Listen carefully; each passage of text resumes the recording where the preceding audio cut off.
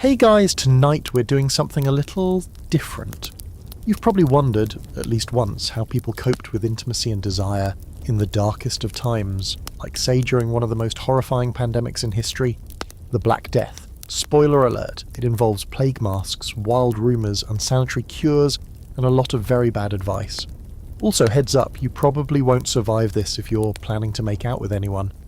So before you get comfortable, take a moment to like the video and subscribe, but only if you genuinely enjoy what I do here. And let me know in the comments, what city are you watching from and what time is it for you right now?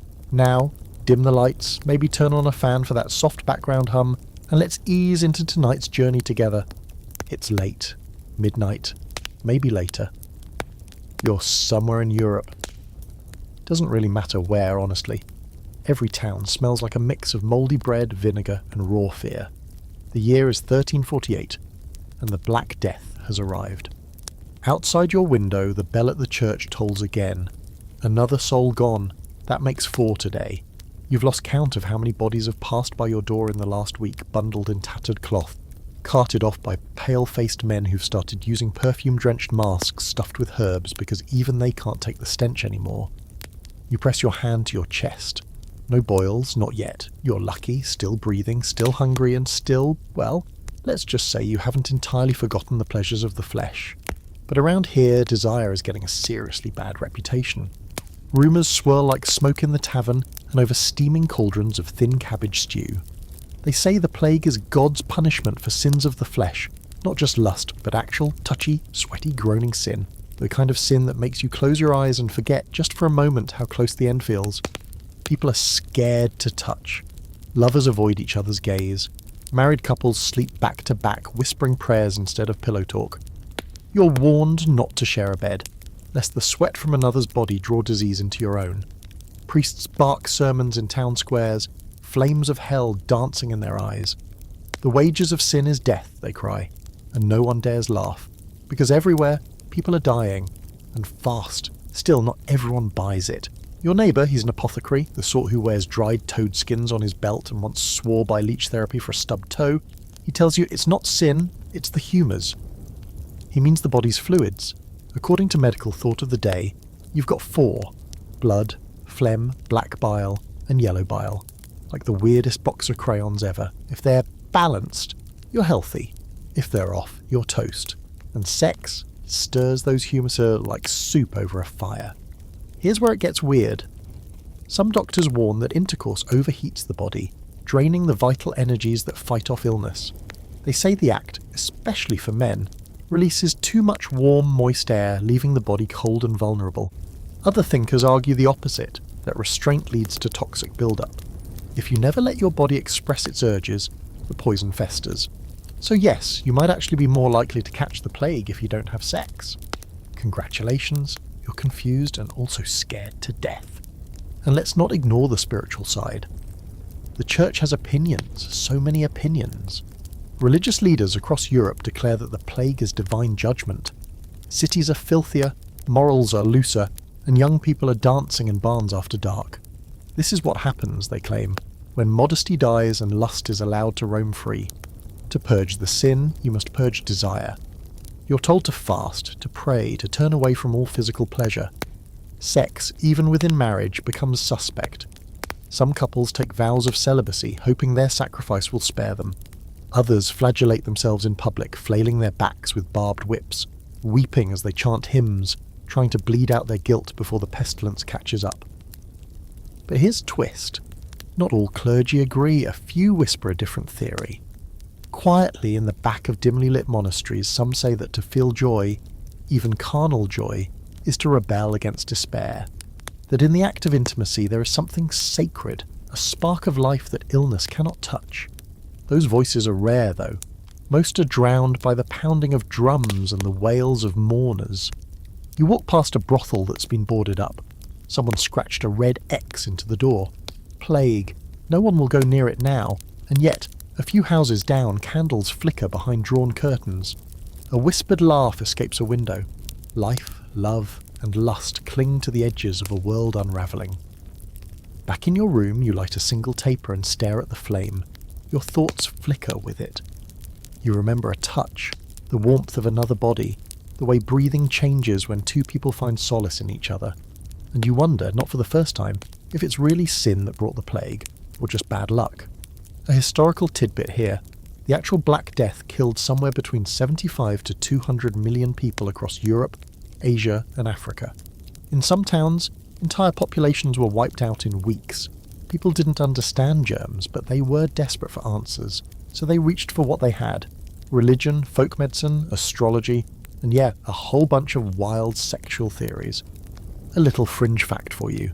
Some medical texts of the time warned that having sex during the plague would not only weaken you, but might literally open your pores to bad air, miasma, that would seep into your body and rot your organs from the inside out, which honestly is kind of metal. And here's a scholarly debate that still isn't settled. Did people really become more sexually repressed during the plague years? Or did they cut loose and party like there was no tomorrow? Because hey, there often wasn't. Some accounts describe orgies in the countryside, secret midnight gatherings, masked balls that ended in feverish embraces. Others say people turned cold, frightened, walled off from each other. Truth is, both were probably happening, just not on the same street. You lean against the cold window pane, a chill runs through your spine. Somewhere in the distance, a couple laughs again. For a second it sounds like music, then the bell tolls once more. You wake the next morning to coughing. Not yours, yet, but someone close by. A neighbour, maybe. The sound is wet, guttural, like something being wrenched from deep inside. It echoes through the alley, bouncing off the damp stone walls like an omen. You pull the covers tighter, suddenly hyper-aware of your own breathing. Every inhale feels suspect. Still, you're lucky, shall we? You can move, you can think, and you've been trying to make sense of what the local physicians have been saying, even if their advice is, let's say, confusing at best, and wildly contradictory at worst. You squint at a crumpled pamphlet you picked up near the apothecary, handwritten and smeared with something brown. Blood? Ink? Best not to ask. It reads like medical poetry, full of phrases like, excessive moistness of the body's spirit leads to imbalance of the inner fire. And that brings us to one of the biggest medical theories of the time, heat. Specifically your body's internal heat, called calor innatus, or innate warmth, if you're trying to impress someone at a medieval cocktail party. Doctors back then didn't know anything about viruses or bacteria, but they believed that your physical state was all about balancing heat and fluids. Too hot and you risk burning out your life force. Too cold and your organs could shrink, as if your insides were delicate laundry. Guess what sex does? That's right, it raises your inner heat. Especially for men who were believed to emit a portion of their vital warmth through ejaculation. Not only were you losing heat, but you were losing some kind of mystical spark too. Think of it as medieval mana depletion.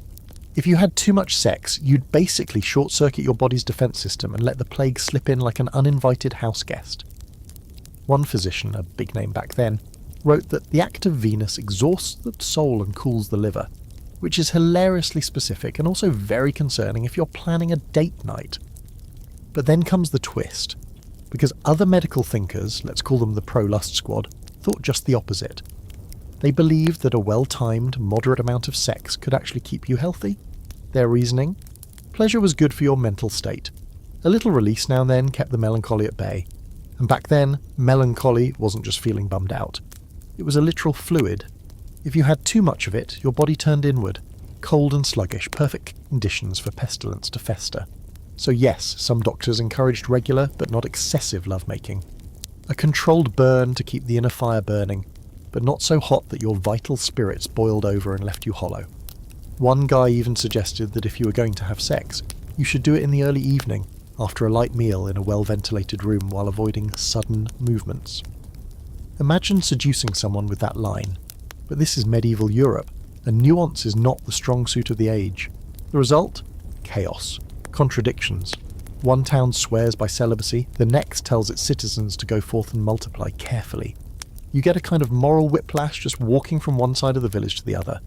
And let's not forget the role of astrology. That's right, planet-based medicine was huge.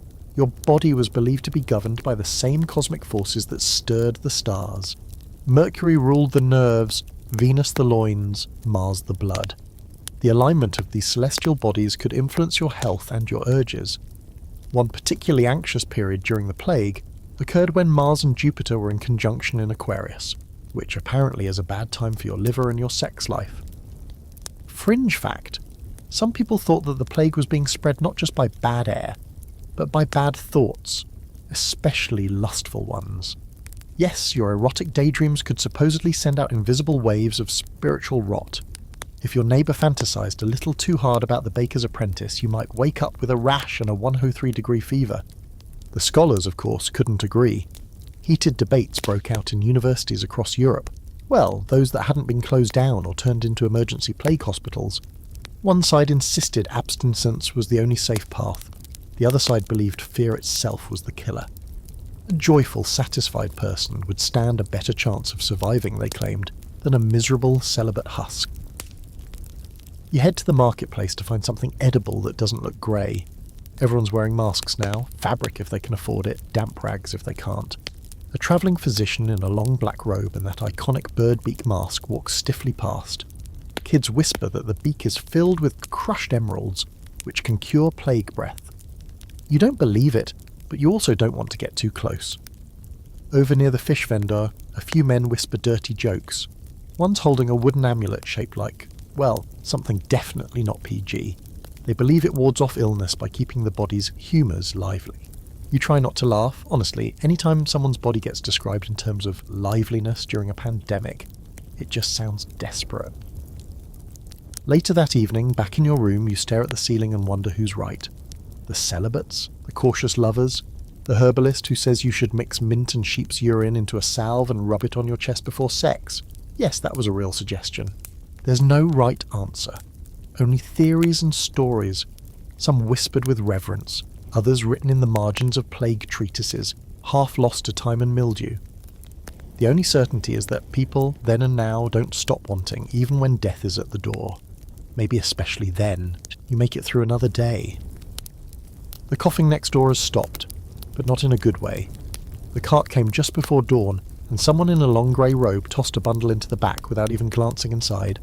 No prayers, no ceremony, just another nameless soul wrapped in dirty linen and silence. The air outside is still and sticky, like even the breeze is afraid to move too fast. You're trying not to think too hard about it. Instead, you focus on one of the big debates bouncing around the marketplace and chapel steps lately, the idea that celibacy might save your life. You hear it everywhere now, in sermons, in passing gossip, even carved into the stone wall outside the tavern. Chastity preserves the soul and the lungs, which is weirdly specific, but okay. The church has latched onto this idea like a dog with a ham bone.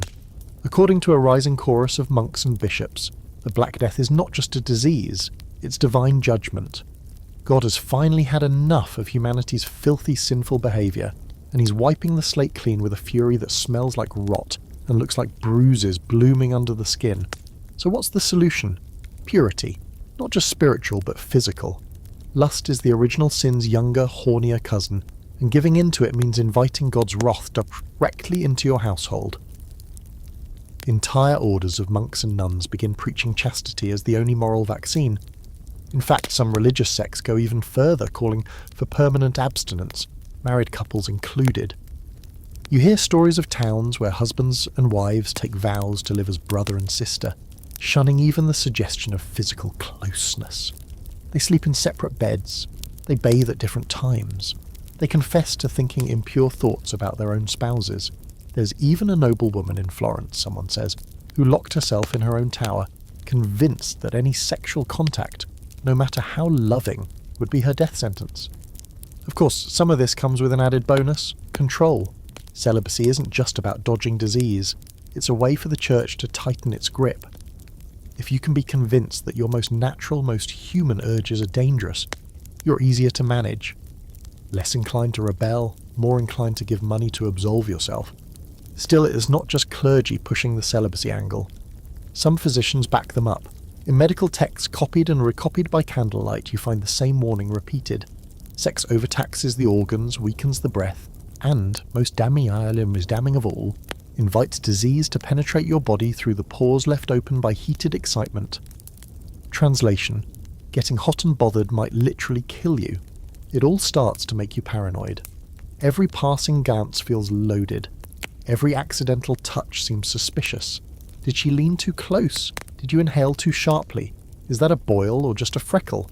And here's something extra unsettling. In some regions, celibacy was enforced, at least temporarily.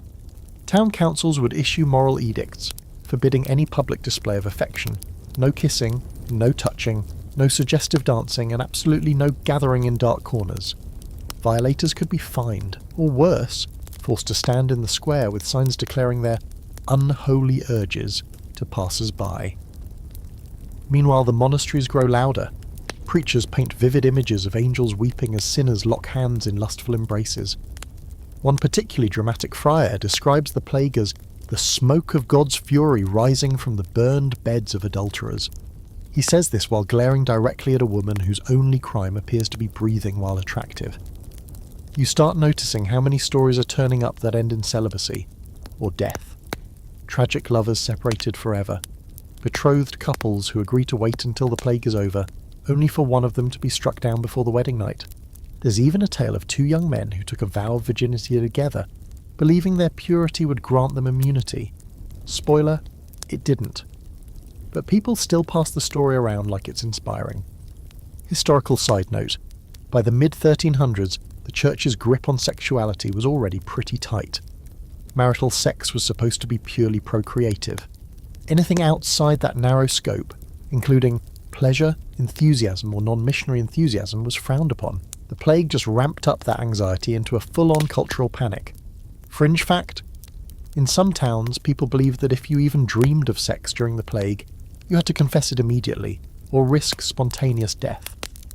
A woman in Avignon reportedly had her dreams cleansed by being locked in a room filled with rosemary smoke while a priest shouted psalms at her. Comforting. Now, of course, not everyone buys into the purity panic. There are skeptics, quiet ones mostly. Some say the plague doesn't care if you're celibate. It kills nuns, monks, and virgins just as easily as it takes drunkards and brothel goers.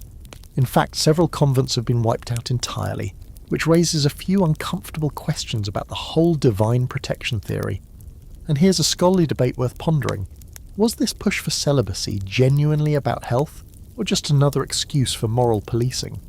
Some historians argue that the sexual restrictions were a smokescreen, an easy way to blame victims and deflect responsibility. Others suggest that, in a weird way, these precautions may have accidentally helped limit certain kinds of contact-based transmission. Back in your room, you find yourself watching the candle again, its glow dancing in the draught. You think about the idea of shutting down that part of yourself, of giving up all physical closeness, even fleeting comfort. Could you really do that? Could anyone? There's a soft knock at your door. You don't move. You don't answer. Whoever it is, they wait a moment, then walk away. And for a long time the silence feels like safety, but it also feels a little like dying. You wake to rain drizzling down the shutters, the soft patter, like fingers tapping a nervous rhythm. The streets outside glisten, but the cobbles aren't clean. The water just mixes with filth, blood, and the remains of yesterday's fear. You drag a rough wool cloak over your shoulders and head to the window. Across the alley, the baker's apprentice, young, sharp-eyed, with hair like straw in sunlight, is scrubbing his front stoop with what's probably his last vinegar rag. He glances up, sees you, and offers the briefest nod. It's the first time you've been acknowledged in days, and weirdly that's what makes it happen. Your stomach flips, not fear, not nausea, something else. Desire, real, inconvenient desire. The kind that pulses through your body before your brain can protest. The very thing the monks warned about. You feel heat rise in your cheeks and think, not now, you absolute idiot. Because guess what? While the sermons are telling everyone to be celibate and pure, there's a whole other school of thought that says the opposite. That lust might actually be medicinal. And you're starting to see why. So here's the thing. Buried in those thick, handwritten medical texts with names like De Ballantiae Corporis and Consilia Sanitatis are a few voices, small and cautious, arguing that sexual pleasure may serve a purpose during plague times, not just to scratch an itch, but to literally heal the soul. One influential doctor, let's call him the rebel physician, wrote that a joyful spirit strengthens the heart, and since fear and sadness were considered plague triggers, then surely anything that lifted your mood was protective, even, yes, a good roll in the hay. You remember hearing about it in the marketplace.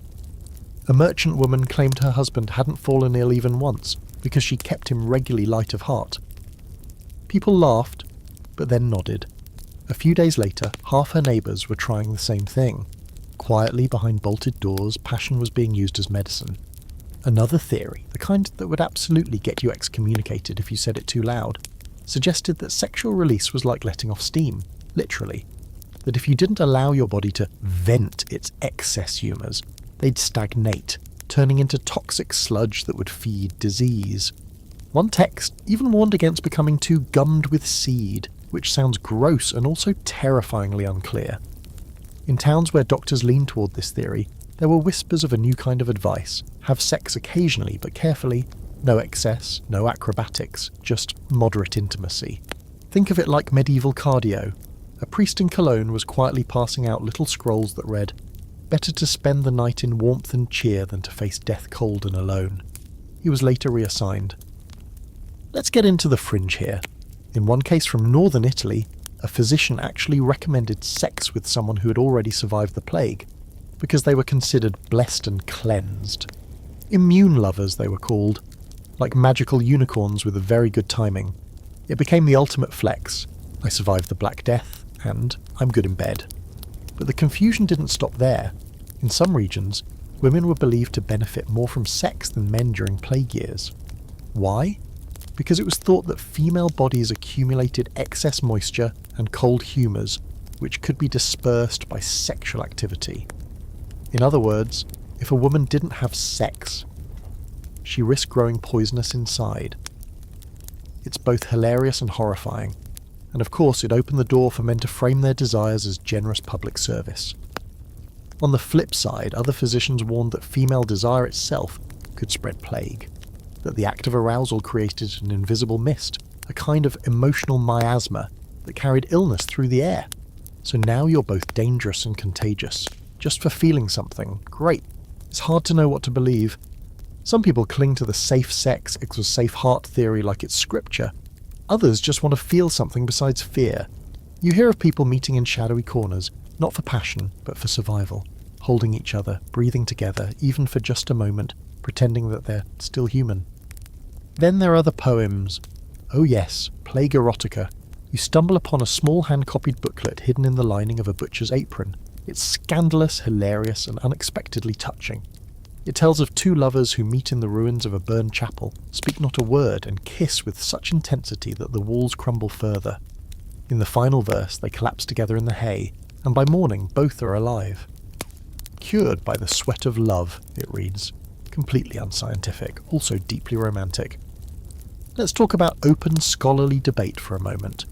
Historians can't agree on whether plague-era intimacy was driven by genuine belief in sex as medicine, or if it was more of a YOLO situation.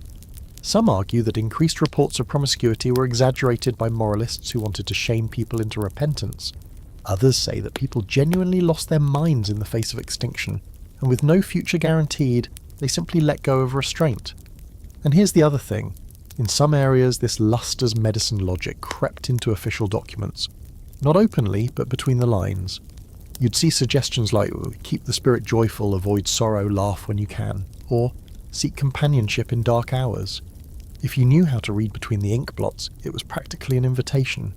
But joy is dangerous. It makes you visible, and in times like this, visibility is risky, so you keep your feelings quiet. You pretend the apprentice across the alley is just a neighbour, nothing more. You convince yourself that the longing in your chest is indigestion, but it isn't. It's heat, life, something that still burns even while the world goes cold. And tonight, you light a single candle and imagine what it would be like to forget everything. The bells, the sermons, the bile and blood, just for an hour. Maybe it wouldn't heal you, but maybe it would remind you that you're still here. Still warm. Still wanting. By now, you've learnt to sniff the air the way a sailor watches the sky, trying to catch the shift before the storm hits. Today, the air is heavy, not just with the usual rot and ash and something like boiled cabbage, but with tension. The kind of tension that makes even the birds sound nervous. You glance at the sky, flat grey. no wind. You feel like you're living inside a damp wool blanket. You step outside and head toward the well. A few neighbours hover nearby, careful not to make eye contact. Everyone has a scarf or a veil over their mouth, and even though you know it doesn't really help, you pull yours tighter anyway. It's become more of a habit than a precaution, like whispering prayers under your breath every time you pass the church. As you walk, you hear snippets of conversation, people arguing again about how the disease spreads. The air, someone says. No, the blood, says another. It's the touch, I'm telling you. She slept with a man who'd buried a body and dropped dead 2 days later. You don't even flinch at stories like that anymore. They're too common. And that brings us to one of the more infuriating but fascinating ideas of the age, that plague was caused, worsened, or somehow manipulated by hot air and cold humours. Specifically, that your internal balance, your mix of body fluids and temperature, could determine whether the Black Death found you or passed you by. It's called Humoral theory, and it is pretty much the foundation of medieval medicine. You've got 4 main fluids sloshing around inside you. Blood, hot and wet, yellow bile, hot and dry, black bile, cold and dry, and phlegm, cold and wet. Sound a little made up? Well, yes, but it was taken incredibly seriously. Every physical and emotional state was thought to be caused by an imbalance of these 4 elements. Melancholy, too much black bile, nosebleed, excess blood, that gross sensation you get after eating spoiled eel stew, you don't even want to know. So where does sex fit into all this? Well, it throws everything into chaos, depending on whom you ask. Some physicians believe that sex overheated the body, disrupting the carefully calibrated balance of humours. For men especially, orgasm was thought to cause an outflow of vital fluids, weakening your core heat and leaving you vulnerable to outside infection. Others countered that sex allowed the body to expel harmful buildup, especially phlegm and black bile, and therefore acted like a natural purge. If that sounds like someone desperately trying to justify getting laid, you're not wrong. A doctor named Gentile de Foligno, one of the big names of the time, wrote in his plague treatise that excess heat in the body caused blood to boil, generating corruption that attracted disease. He advised cold baths, mint leaves, and no sexual activity whatsoever. He also died of the plague. So maybe don't listen to Gentile. But here's where it gets even weirder. Some people thought that the air itself, the kind that carried smells, emotions, and apparently death, could influence your body's humours. Bad smells were believed to disrupt your inner harmony. A whiff of sewage might throw your black bile into overdrive. A sniff of incense could restore your phlegm. That's why plague doctors pack their beaked masks with rose petals, cloves, and dried lavender. They were trying to filter the miasma, or bad air, that was supposedly poisoning people from the outside in. Of course, miasma theory doesn't hold up now. We know it wasn't airborne poison, but fleas on rats, and poor sanitation. But at the time, it made sense. People noticed that those who lived near swamps or worked with the dead got sick more often, and anything that smelled foul was treated like a carrier of sin and sickness. That included sex. Passionate encounters made you sweat, breathe heavier, exhale heat. That heat, some claimed, could infect the very air around you. So now you're dealing with this double bind. If you don't have sex, your humours stagnate. If you do, you expel too much heat and attract death. Either way, you lose. You pass an herbalist on the street. She's older, wrapped in furs that are far too heavy for summer. She waves you over and tries to sell you a bundle of heat-balancing herbs. Chamomile, sage, something that looks like burnt grass. You buy it, because why not? She adds a whispered warning in. If your blood runs too warm, death slips in unnoticed. There's another layer to all this, of course. Gender. Women were thought to be naturally colder and wetter than men. Stop giggling, it was science back then. This supposedly made them more prone to certain illnesses, but also more resistant to others. Some believe that because women retained their sexual fluids instead of expelling them, thanks for that, 1300s anatomy, their internal balance remained more stable after intercourse. Others argued that women needed sex more frequently to stay cleansed. You don't envy the medieval woman trying to navigate that nonsense. One physician's advice: a wife should receive her husband's warmth no more than twice weekly, lest she dry out her internal organs. Another claimed the opposite. Too little pleasure leads to womb agitation. And people wonder why everyone was so stressed out. Let's pause for a fringe fact. Some cities employed smoke chambers as makeshift clinics. people were instructed to sit in sealed rooms filled with aromatic smoke, think rosemary, frankincense, sulphur, and occasionally opium, until they sweated profusely. This was believed to restore humoral balance and purify the air in your lungs. A few enterprising couples figured out that these chambers also made great places for illicit hookups, since the thick smoke provided both privacy and a built-in excuse for being overheated. Scholarly debate time. Historians still argue whether humoral theory truly shaped people's day-to-day behaviour, or if it mostly influenced the writings of the elite. Some say the average person followed their gut, or their desires, no matter what the doctors scribbled in Latin. Others argue that these theories filtered down through sermons, healers, and community elders, slowly shifting how people saw their own bodies. In either case, the concept of balance, of warm versus cold, wet versus dry, haunted every intimate decision. Back in your room, you lay the herbs on the windowsill. The rain has stopped, and the air smells vaguely like burned wood and mint. You unlace your collar, trying to breathe easier. The heat in your chest, desire, fear, or some messy mix of both, hasn't gone away. You wonder if it ever really will. You're standing at the threshold of your door, the wood damp from the recent rain, when the midwife passes by. She's wrapped in layers of linen that flap around her legs like the wings of a nervous bird. A basket hooked in one elbow, and a copper charm pinned to her chest. You nod as she limps past. She doesn't speak, just meets your eyes with something between suspicion and sympathy, and keeps moving. She's been busy. Too busy. The last 3 homes she visited all have shutters nailed shut now. You don't ask. You've been thinking about women a lot lately. Not just because you're lonely, though sure that too, but because everyone's been whispering about the role of women's bodies in all this madness.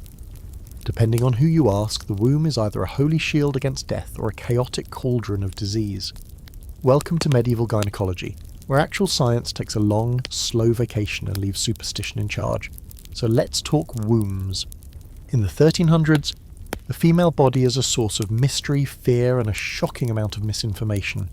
The uterus is believed to be a kind of floating organ, a creature almost that can wander around the body, causing hysteria if it gets bored or lonely. Some texts suggest it can migrate all the way up to the throat. That's right, your womb might strangle you if you don't keep it satisfied. Charming. During plague years, this theory got a dangerous remix.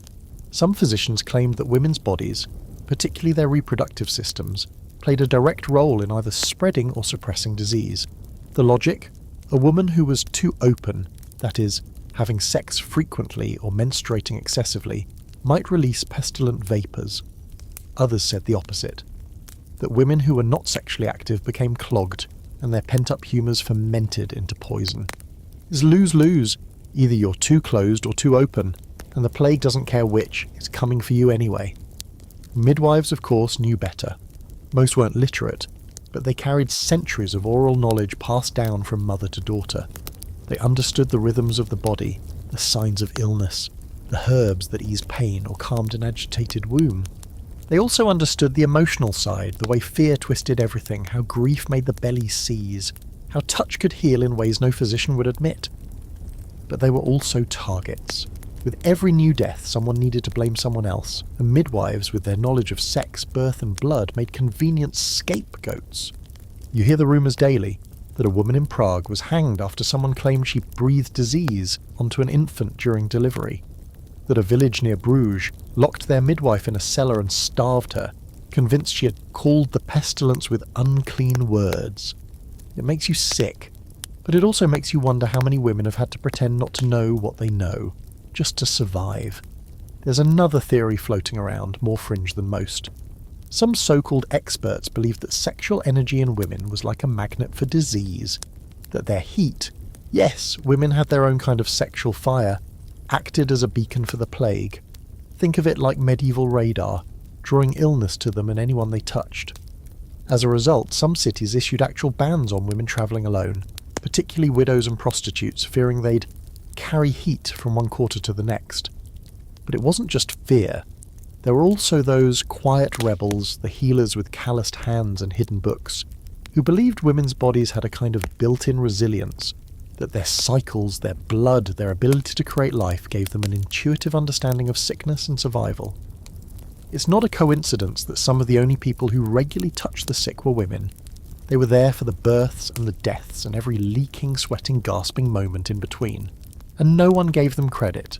Historical fact here, in many medieval towns, midwives were among the few who had real hands-on medical training. They knew how to bind wounds, deliver breech births, treat fevers with their poultices and wine. Yet when the plague arrived, male physicians, many of whom had never even seen a naked woman, began accusing them of sorcery and spiritual corruption. The church started cataloguing midwives' errors, including the use of herbs, the comfort of touch, and worst of all, speaking while attending a delivery. Apparently words could spoil a soul mid-birth. Who knew? You pass the apothecary's stall on your way back home. He's got a new display, wax figures representing the human body's hot spots, with pins stuck in places that make you wince. "Balance your fire," the sign reads. You stare at a female form covered in beeswax pustules and feel a flicker of rage. It's not medicine. It's theatre. And bad theatre at that. Let's get into the scholarly debate. Some argue that the obsession with women's reproductive systems during the plague was more about social control than genuine belief. That the fear of the wandering womb of female heat was really just fear of women having power, knowledge, agency, touch. Others suggest that people truly believed what they were saying, even if it sounds absurd now. In a world with no microscopes, no understanding of germs, and an endless parade of dying bodies, maybe blaming the mysterious curves of the female form felt oddly comforting. You return home and sit by the window. The rain started again, tapping out a rhythm like a heartbeat on the sill. Across the alley, the apprentice is there again, this time kneeling, scrubbing the stone with grim determination. You catch his eye. He pauses, then gives a small, tired smile. You smile back, not for him, for you. For the fact that even now your body still feels things, still aches, still remembers what it means to be alive. And that might be the real rebellion. That night, the fever dreams return and you lie in a tangle of wool blankets, sweating from a heat that isn't entirely yours. In the dream, your skin is a map of candle wax, and someone's tracing the edges, whispering things you can't quite hear. When you wake, you're flushed, your mouth dry, and you're left with one vivid image. A woman cloaked in red, surrounded by black smoke, lifting a silver bowl to the sky. You don't know what it means, but the feeling clings to you like oil on your skin. It's no wonder. Lately people are saying strange things about menstruation, things that sound more like curses than medical advice. Depending on who's talking, a bleeding woman is either a walking antidote to the plague, or its cause. You hear it first from a butcher's wife, mouth still stained with gooseberry wine, who leans in and hisses, "Menstrual blood scares off the Black Death." Then later that same day, a passing monk mutters, "Her monthly rot feeds the demon." You don't know what to believe, so you start paying attention. Turns out there's a whole grotesque buffet of medieval opinions on this topic. Some physicians believed that menstruation was the body's way of purging toxins, that women had this natural defense built in, literally bleeding out the bad stuff. A few bold thinkers even argued that menstrual blood could neutralize poison, and in some cases, treat plague real big wounds. One text suggests smearing it on the skin as a kind of plague repellent. Yes, that was a real thing. So by that logic, women who were still menstruating were safer. Cleaner in a twisted backwards way, but not for long, because a bigger crowd of scholars, men of course, whose only experience with periods was fear and confusion, argued that menstrual blood was inherently corrupt, that it was in fact a breeding ground for pestilence. They claimed that when a woman bled, her body released vapours, foul airs they called them, that poisoned anyone nearby. These vapours could seep into the floorboards, curl around doorknobs, hover over food. And that brings you to one of the cruelest ironies of the time. Women who got sick during their cycle were often assumed to be the cause of the illness itself. Not just unlucky, guilty. If a man caught the plague after sleeping next to a menstruating woman, she could be accused of murder by menses. You think about that the next time you pass a boarded-up house with a single red handprint smeared on the door. You're not sure if it's symbolic or literal. Probably both. Midwives again tried to speak sense. They'd seen enough cycles, enough births, enough illness to know what was superstition and what was simply nature. But their voices were drowned out by preachers and physicians eager to label women's bodies as unstable, chaotic, dangerous. The womb, they said, was ruled by the moon, and the moon, as everyone knew, was fickle and mad. A fringe belief takes it even further. In some parts of Germany and to Bohemia, people whispered that the plague was the punishment for centuries of ignoring the red gospel, an imagined prophecy written in menstrual blood. It sounds absurd now, but in desperate times, anything wrapped in mystery gains power. A group of women in one village was said to have gathered each new moon to burn their linen cloths and chant psalms, trying to purify the land. The entire village vanished from the map weeks later. Some say the plague got them, others say the authorities did. Meanwhile, in towns where the period as purifier theory took hold, certain women were treated like living talismans. You hear about one such woman in northern France. She was brought into the town square, blindfolded, and told to walk the perimeter of the market bleeding barefoot as people watched and prayed. She fainted halfway through. A few weeks later, the town's infection rate dropped, and they named her St. Marianne of the Crimson Steppe. You're not making this up. Here's your historical fact. In the 14th century, menstruation was so poorly understood that some doctors thought it was the body's way of releasing excess brain heat. Others thought it was spoiled milk that hadn't made it to the breasts. Diagrams from that time show the female reproductive system as a tangled mess of tubes leading nowhere. Basically, plumbing designed by a poet in the middle of a breakdown. You read somewhere that women were warned not to bathe during their periods, or they might lock the poisons inside. You imagine being told you're both too dirty to touch and too fragile to cleanse. It's enough to make you scream, but you don't. You just chew your bread and keep your mouth shut like everyone else who doesn't want to be turned into a symbol. And yes, there's a scholarly debate about all this. Some modern historians argue that these views on menstruation were a symptom of broader anxieties about sex, disease, and the body's betrayal. Others suggest that the period panic was a deliberate tool of oppression, a way to keep women quiet, isolated, and ashamed. The truth, probably, is that it was both. Fear makes monsters out of normal things. Blood becomes a curse. A cycle becomes a hex. You watch the women at the well now. You see how they shift slightly when someone coughs nearby. How they hold their cloaks tighter if a man stands too close. You wonder how many are menstruating right now and hiding it like a loaded weapon. And then you think of the red-cloaked woman from your dream. The silver bowl. The smoke. You wonder if she was a midwife.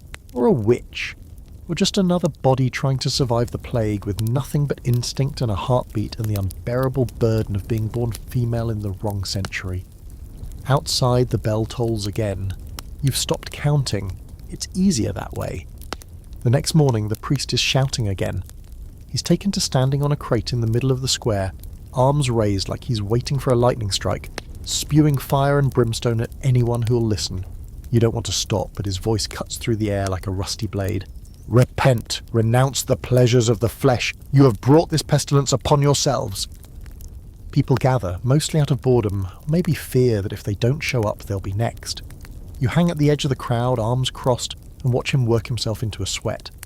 His hair is plastered to his forehead, his eyes wild. He doesn't blink. You half expect him to start levitating. What he's preaching today isn't just fear, it's full-on sexual paranoia. He calls lust the worm in the apple, the sin that gnaws from the inside out.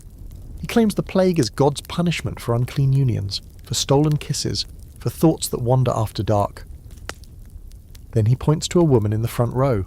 You don't know her, but her face goes pale. He accuses her of lustful glances toward a man she isn't married to. The crowd shifts, uneasy. She says nothing, just stands there with her hands clenched into white fists. She's lucky it stops there, because in many places it doesn't. During plague times, the church's fixation on sexual sin reaches a fever pitch. Every cough becomes a consequence. Every body is suspect. And the only thing worse than dying is dying guilty, so the message gets louder, meaner. Sin is not just personal, it's contagious. The logic goes like this. If one person gives in to lust, it spreads like smoke. Their corruption leaks out in whispers, in touch, in breath. Their pleasure infects the air. Suddenly an entire street is coughing. It's not disease, it's divine wrath. All because someone couldn't keep their hands to themselves. So the church prescribes a cure, suffering, not the poetic kind either. We're talking real blood and blisters suffering. Mortification of the flesh. If your body wants something forbidden, you punish it until it learns not to ask again. Whip yourself, sleep on a bed of broken straw, starve yourself until your skin hangs loose. One popular method is wearing an iron chain around the thigh. Tight enough to hurt, not tight enough to kill. Pain keeps you alert. Pain keeps you pure. And sex? Forget it. Married or not, if you're still doing it during a plague, you're dancing with the devil. There are accounts of couples being forced to confess their marital excesses in front of their entire parish. One particularly stern bishop required newlyweds to take a public vow of celibacy for 6 months to ensure their union was not carnal, but sacred. So, honeymoon cancelled. A widow in Avignon was accused of inciting the plague because she remarried too quickly and was reportedly too joyful in her new role. She disappeared the next week. No one talks about it, but everyone remembers. Then there are the penitents. They come into town like ghosts in chains, barefoot, draped in rags. They chant and sob and whip themselves in the middle of the street. Blood splatters on cobblestones. Some people join them out of fear, others out of guilt. A few join because they're honestly into it, which is a whole other problem. But their message is simple. Pleasure is the enemy. Fringe fact. In some towns, especially across Germany and southern France, there were public confessionals where people were encouraged to speak aloud their sexual sins. Not in private booths, right there in the square. One man reportedly confessed to unwholesome thoughts about a merchant's donkey, and the priest told him to sleep in a pig pen for 3 nights. You wish that were a joke. Now, let's talk about the erotic punishments. Because yes, those exist. In some truly unhinged corners of Europe, punishments for lust took on a strangely theatrical tone, like forcing accused adulterers to wear phallic-shaped hats or have their clothing painted with images of flames and naked bodies. It's medieval slut-shaming with a side of interpretive art. There's a scholarly debate too. Some historians argue that all this fiery preaching about lust and punishment was less about protecting souls and more about enforcing control, in a time when everything, food, safety, even sunlight, felt unpredictable. The church doubled down on what it could dominate: sex and the human body. Others suggest the hysteria was sincere. People were terrified, and fear makes zealots of us all. If death is random, then rules become a comfort, even cruel ones. Back in your room, you light a stub of candle and sit by the tiny mirror hung crooked on the wall. You stare at your own reflection, thinking of the priest's sermon. Have you sinned? Sure, everyone has. Have you enjoyed it? Sometimes, and now you wonder if joy itself is the real crime. But here's the truth. No one knows anything. The plague doesn't check to see if you're a virgin. It doesn't spare the pure or strike only the damned. You've seen holy men die screaming and thieves survive unscathed. The body count doesn't care how pious you were. It just climbs. So why all the shouting?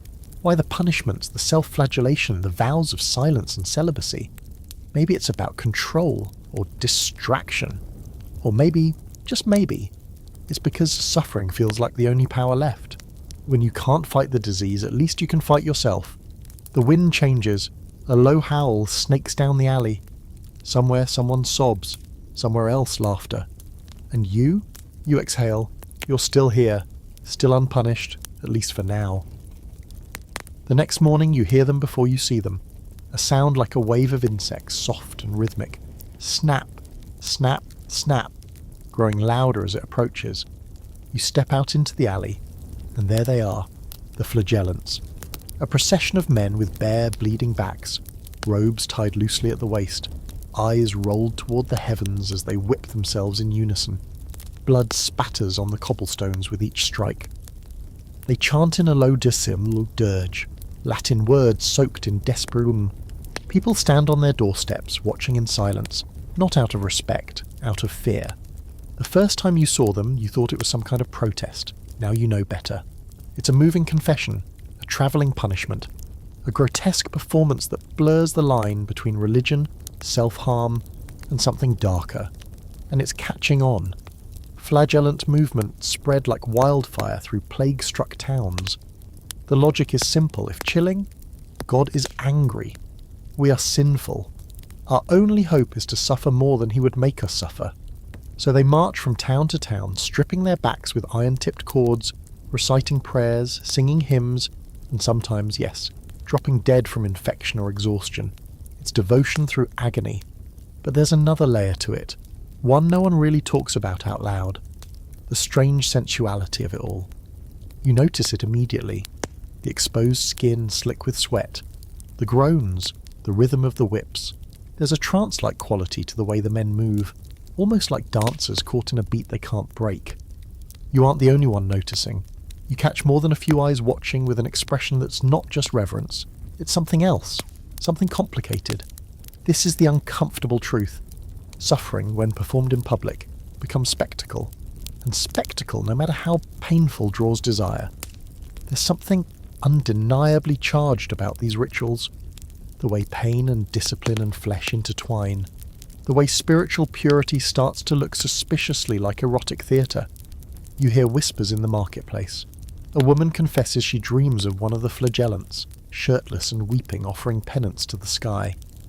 A man claims he saw two of them in a barn after nightfall, comforting each other in ways that don't show up in the Gospels. The church hears these rumours too, and suddenly the flagellants aren't holy anymore. They're dangerous, and historical fact, in 1349, Pope Clement VI officially condemned the flagellant movement, declaring it heretical and prone to corruption. Reports had begun surfacing that the groups weren't just self-punishing, they were becoming lawless. They disrupted towns, rejected the authority of local clergy, and yes, indulged in improper conduct. There were stories of secret rituals, of communal nudity, of moments where suffering turned into something else entirely. Fringe fact, some flagellant groups developed coded hand signals to indicate when it was safe to stop whipping and start praying, or in certain circles, to disappear into side alleys for recovery. You read that in a tattered letter passed between two friars. Most of it was censored with soot, but a few choice words remained. Heat, flesh, forgiveness in the dark. The lines get blurrier the more you look. Pain as purification, yes, but also pain as permission. In a world where pleasure is forbidden, where bodies are suspect, suffering becomes the only socially acceptable way to feel something. And once you've given yourself over to sensation, who's to say where penance ends and indulgence begins? The irony, of course, is that many of these self-proclaimed holy men end up just as sick as those they march past. Some die in the street mid-procession. Others collapse in barns, their wounds infected, their faith outpaced by fever. And still the line marches on, believing that with enough blood they can outpace death. There's a scholarly debate about all this, naturally. Were the erotic undertones intentional? Some historians argue it was subconscious, that the intensity of physical ritual naturally triggered repressed desires. Others believe it was deliberate, a kind of unspoken release valve in a world strangled by repression. The truth, as always, is somewhere in the muddy middle. Back at home, you can't shake the image. The man in the front row of the procession, the way he looked skyward, lips parted, blood running down his spine like ink on parchment. There was something hypnotic about it. Something unholy, maybe, or something deeply human. You sit by your fireless hearth and think about all the things no one says. The hunger for connection, even when it comes wrapped in shame. The way pain and pleasure tangle when the world gives you no other outlet. The way, in the absence of touch, even suffering begins to feel like intimacy. That night, the streets are quiet again. The rain has returned, soaking the bloodstains into the earth. You lie awake not from fear but from something else entirely. A thrum under your skin, a kind of haunted yearning. You close your eyes and for a moment you imagine what it might feel like to be seen, even if only while kneeling, even if only while bleeding. The storm outside rumbles low, and in the silence after the thunder, you think you hear chanting. But maybe that's just your heart calling for something it's not allowed to name. The brothel on Candle Alley used to have music. You remember it vaguely. Laughter spilling from the windows, the clink of glasses, the flutter of silk dresses in the late evening breeze. That was before the plague hit hard. Before the shutters closed. Before someone painted a black X on the door in thick, dripping tar. Now it's silent, dark and shuttered like a tomb. But last night you swear you saw a figure slip inside, a flicker of movement, a shadow where there shouldn't be one. And this morning a bundle of dried lavender lies on the doorstep. Someone's still tending the place, or at least remembering it. Because even now, with half the town buried or barricaded, the question of brothels lingers, strange, murky and deeply divisive. Should they be shut down to stop the spread of plague, or left open to keep tempers cool, hearts distracted, and men's blood circulating properly, as one physician awkwardly put it? Here's the thing. Brothels were legal in many parts of Europe in the 1300s. They were regulated, taxed, even blessed in bizarre backhanded ways by the church, which preferred organised sin to chaotic temptation. As long as it was out of sight and followed the rules, no sex on holy days, no public flaunting, no touching the clergy, it was tolerated, encouraged even. Better a man pay for release than seduce someone's wife. But when the plague came, the whole system got murky. The first response? Well, shut them down. Prostitution, already treated like a necessary evil, quickly became a suspected vector. People began to believe that lust was not only immoral but infectious, that the body heat from sex could stoke the fires of plague within, and worse, spread it from client to client, bed to bed, moan to moan. Some cities ordered all brothels to be sealed. Others went further, arresting sex workers, evicting them, forcing them to leave town entirely, and of course it didn't work. Lust doesn't die just because the streets are empty. In fact, it gets louder in the silence. Secret brothels popped up everywhere, in back rooms of bakeries, in tavern lofts, in the haylofts of barns just outside the city walls. The brothel became a kind of underground sanctuary, a place where people sought not just pleasure but human contact, warmth, distraction, defiance. Sex, in plague time, became both an escape and a rebellion. Some healers surprisingly backed this up. They argued that regular intercourse, especially for men, helped loosen the bodily tensions that trap vapours. One particularly bold Italian physician wrote that a man kept too long in abstinence invites pestilence into the folds of his loins. That's an actual quote, and maybe the most uncomfortable turn of phrase ever written. But others weren't buying it. Rumours swirled that prostitutes were disease carriers, that their sweat, their breath, even their sighs could transmit the plague. One woman was accused of sighing pestilence into 5 noblemen. She was burned, her ashes mixed with quicklime and dumped in the river. And yet people kept visiting, secretly, desperately. You heard of one nobleman who visited the same woman every week, always after sunset, always in disguise. When he died of the plague, his servants swore they found a note tucked inside his boot that read, "Her touch was worth the risk." Fringe fact, some sex workers took to wearing amulets to protect their clients. Tiny linen sachets filled with rosemary, clove, and crushed pearls, stitched into garters or tucked into corsets.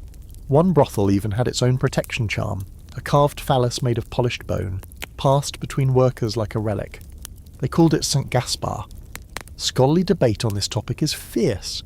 Some historians argue that brothels were unfairly scapegoated, that sex workers became convenient targets for a society unravelling at the seams. Others suggest that these women were, strangely, some of the most informed about hygiene. Many insisted on washing before and after sessions, used rudimentary versions of protection, and even created their own quarantine routines, long before the term existed. There's even a recorded case in Paris where a group of prostitutes pooled their savings to hire a private physician, who taught them how to identify early plague symptoms in clients and when to refuse service. A proto-union of plague-savvy workers, doing more for public health than half the city council. You sit near the abandoned brothel now, watching the window shutters sway slightly in the breeze. You can almost hear laughter from a memory that doesn't belong to you. You imagine the velvet drapes, the perfume thick in the air, the feel of skin on skin under flickering candlelight.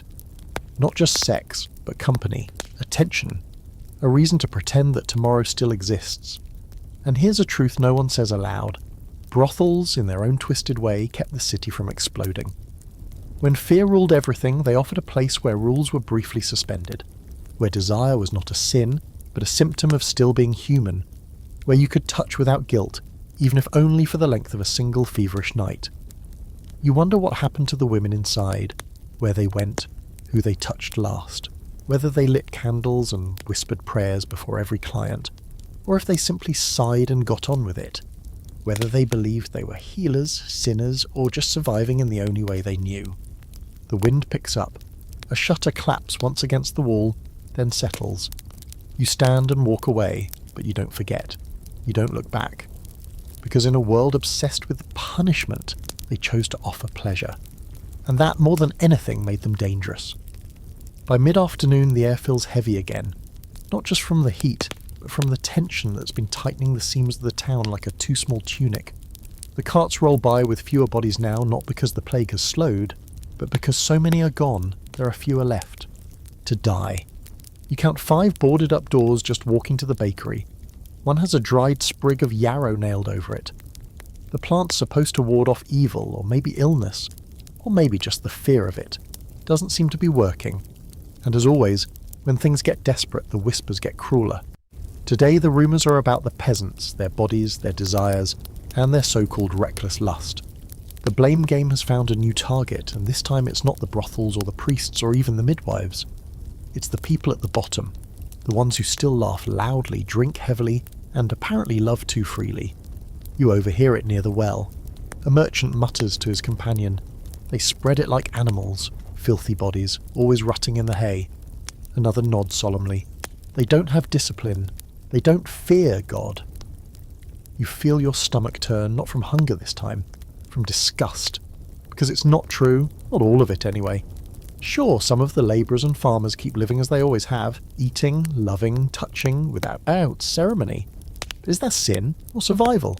When the plague comes for you without reason, isn't joy a kind of resistance?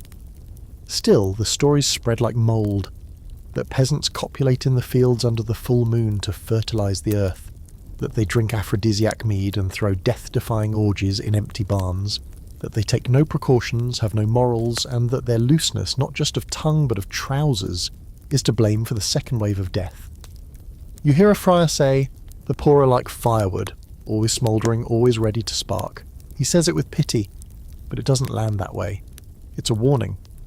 Historical fact, in the wake of the Black Death, class tensions exploded. With so many labourers dead, the survivors were suddenly in higher demand. Wages rose, peasants gained leverage, and that made the nobility nervous. Painting the lower classes as morally diseased was a convenient way to keep them in their place. Lust became the excuse, the plague the consequence. And let's be honest, there's always been discomfort with the idea of poor people having pleasure. Too many believe that if you didn't have wealth, you didn't deserve joy, that if your body bore the grime of work, it had no business feeling desire. And yet, those were the same bodies that kept the bread baked, the streets swept, the dead buried. You think of old man Sylvain and his wife Emmeline. They've lived at the edge of town for years. He digs graves now, 3, sometimes 4 a day. She cooks for the children whose parents are gone. They still hold hands when they walk, still smile in that quiet, exhausted way that says, "I remember you before the world changed." You see them and think, if that's sin, maybe sin's not such a bad thing. Of course there were wild nights too. You hear about the miller's barn where couples slip in and out like ghosts. No names, no promises, just skin, breath, and the knowledge that any moment could be the last. One survivor wrote in his diary, "We feared nothing more than loneliness, so we clung to each other like vines in a storm." That feels true. Raw and true. But here's a fringe twist for you. Some towns tried to legislate morality by class. In a little corner of Flanders, officials once passed an ordinance that forbade peasants from gathering in groups larger than 4 after sundown, especially if they were drinking. One clause actually used the phrase to prevent lustful disobedience. There were patrols sent to barns and vineyards, checking for, well, let's just say they weren't looking for wine thieves. The idea was that uncontrolled sexual behaviour among the lower classes wasn't just indecent, it was dangerous, contagious, even revolutionary. If the peasants could make their own choices about their bodies, what else might they want to choose? You see the logic. It's ugly, but familiar. Make pleasure seem dirty, and you can keep power. Tell people that their joy is a risk to the community, and they'll police each other. They'll hide, hush, and suffer in silence. Here's where the scholars get tangled. Some argue that the so-called sexual frenzy of the lower classes was largely invented, an exaggerated scapegoat to justify crackdowns and keep social order.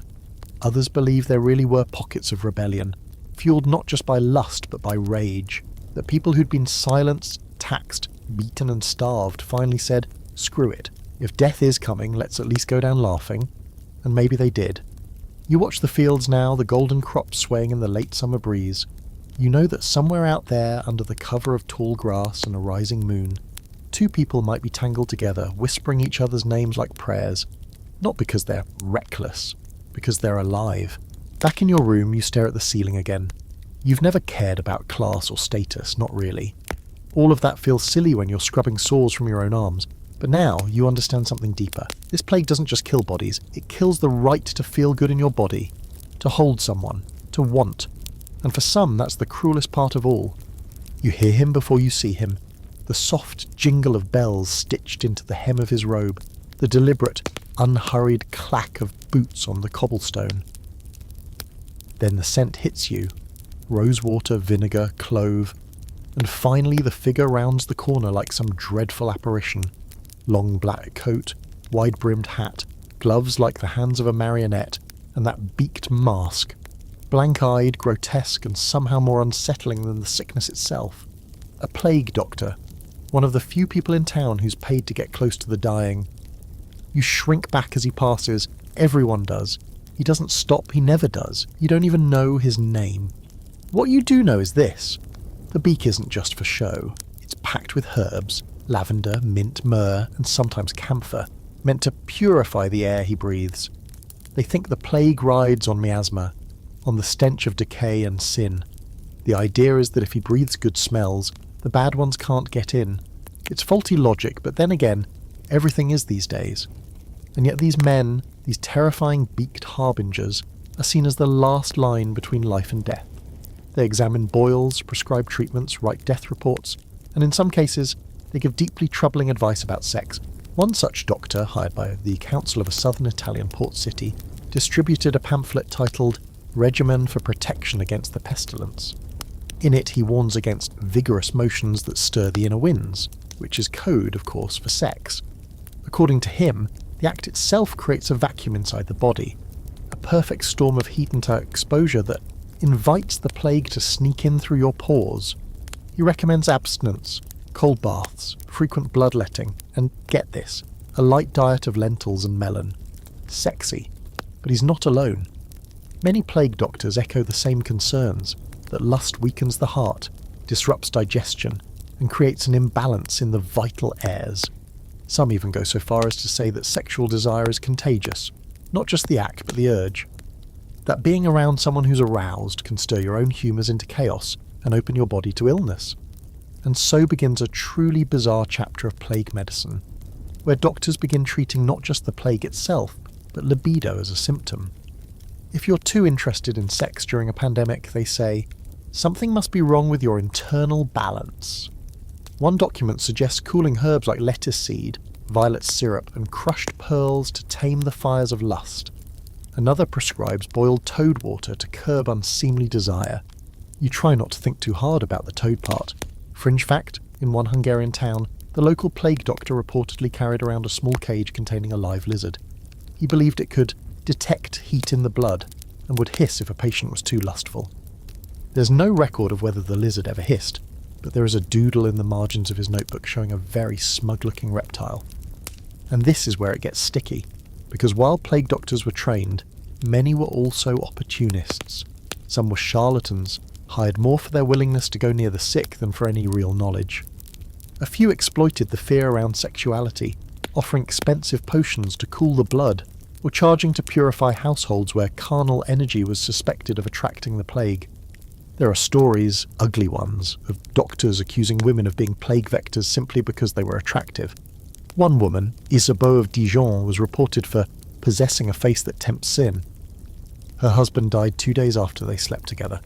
The doctor declared she had passed poison through her pores. She was exiled. This kind of rhetoric worked especially well on the anxious and the powerful. Wealthy clients would hire doctors to examine their households not just for symptoms, but for signs of desire. Damp sheets, a flushed servant, a whiff of perfume out of place. It became a whole new kind of paranoia. The fear that pleasure might be hiding somewhere in your home, waiting to ruin everything. The scholarly debate on plague doctors' role in sexual paranoia is fierce. Some argue they were merely reflecting the anxieties of the time, using the best information they had, flawed as it was. Others say they fueled the panic, creating fear where there was none, offering solutions to problems that never existed just to pad their own pockets. Either way, their impact was undeniable. They carried not just medicine and masks, but moral judgment as some moral judgment. You see it now in the way people avoid touching, in how lovers glance at each other, with guilt instead of longing, in the way laughter fades when the doctor walks by. He is the embodiment of the new rules, Don't sweat, don't sigh, don't feel too much. Your survival might depend on staying emotionally neutral. You think about that as you sit in your room later, candle flickering, shadows dancing across the wall. You remember a time, not so long ago, when someone traced a line down your back and you gasped. Not from pain, from being seen. Now, you flinch if someone brushes your hand in passing, and worse, you know why. You wonder what the doctor would say if he knew. If he'd write you off as infected, if he'd mutter about warm blood and inner heat, if he'd offer you a pouch of crushed coral or recommend more cold baths and fewer thoughts. You shake your head. You're tired of being told that your desires are dangerous. Tired of fear pretending it's medicine. Tired of watching the most human parts of you labelled a threat. Outside, the doctor's bells jingle again. Fainter now. He's moved on. But the silence he leaves behind, that sticks. There's something about bad air that sticks to your skin. Not just in the lungs. It clings, it soaks, it worms its way into your pores, or so you're told. It's early evening, and the wind carries a scent that makes your stomach twist. Sweat, decay, herbs burned too long over an open fire.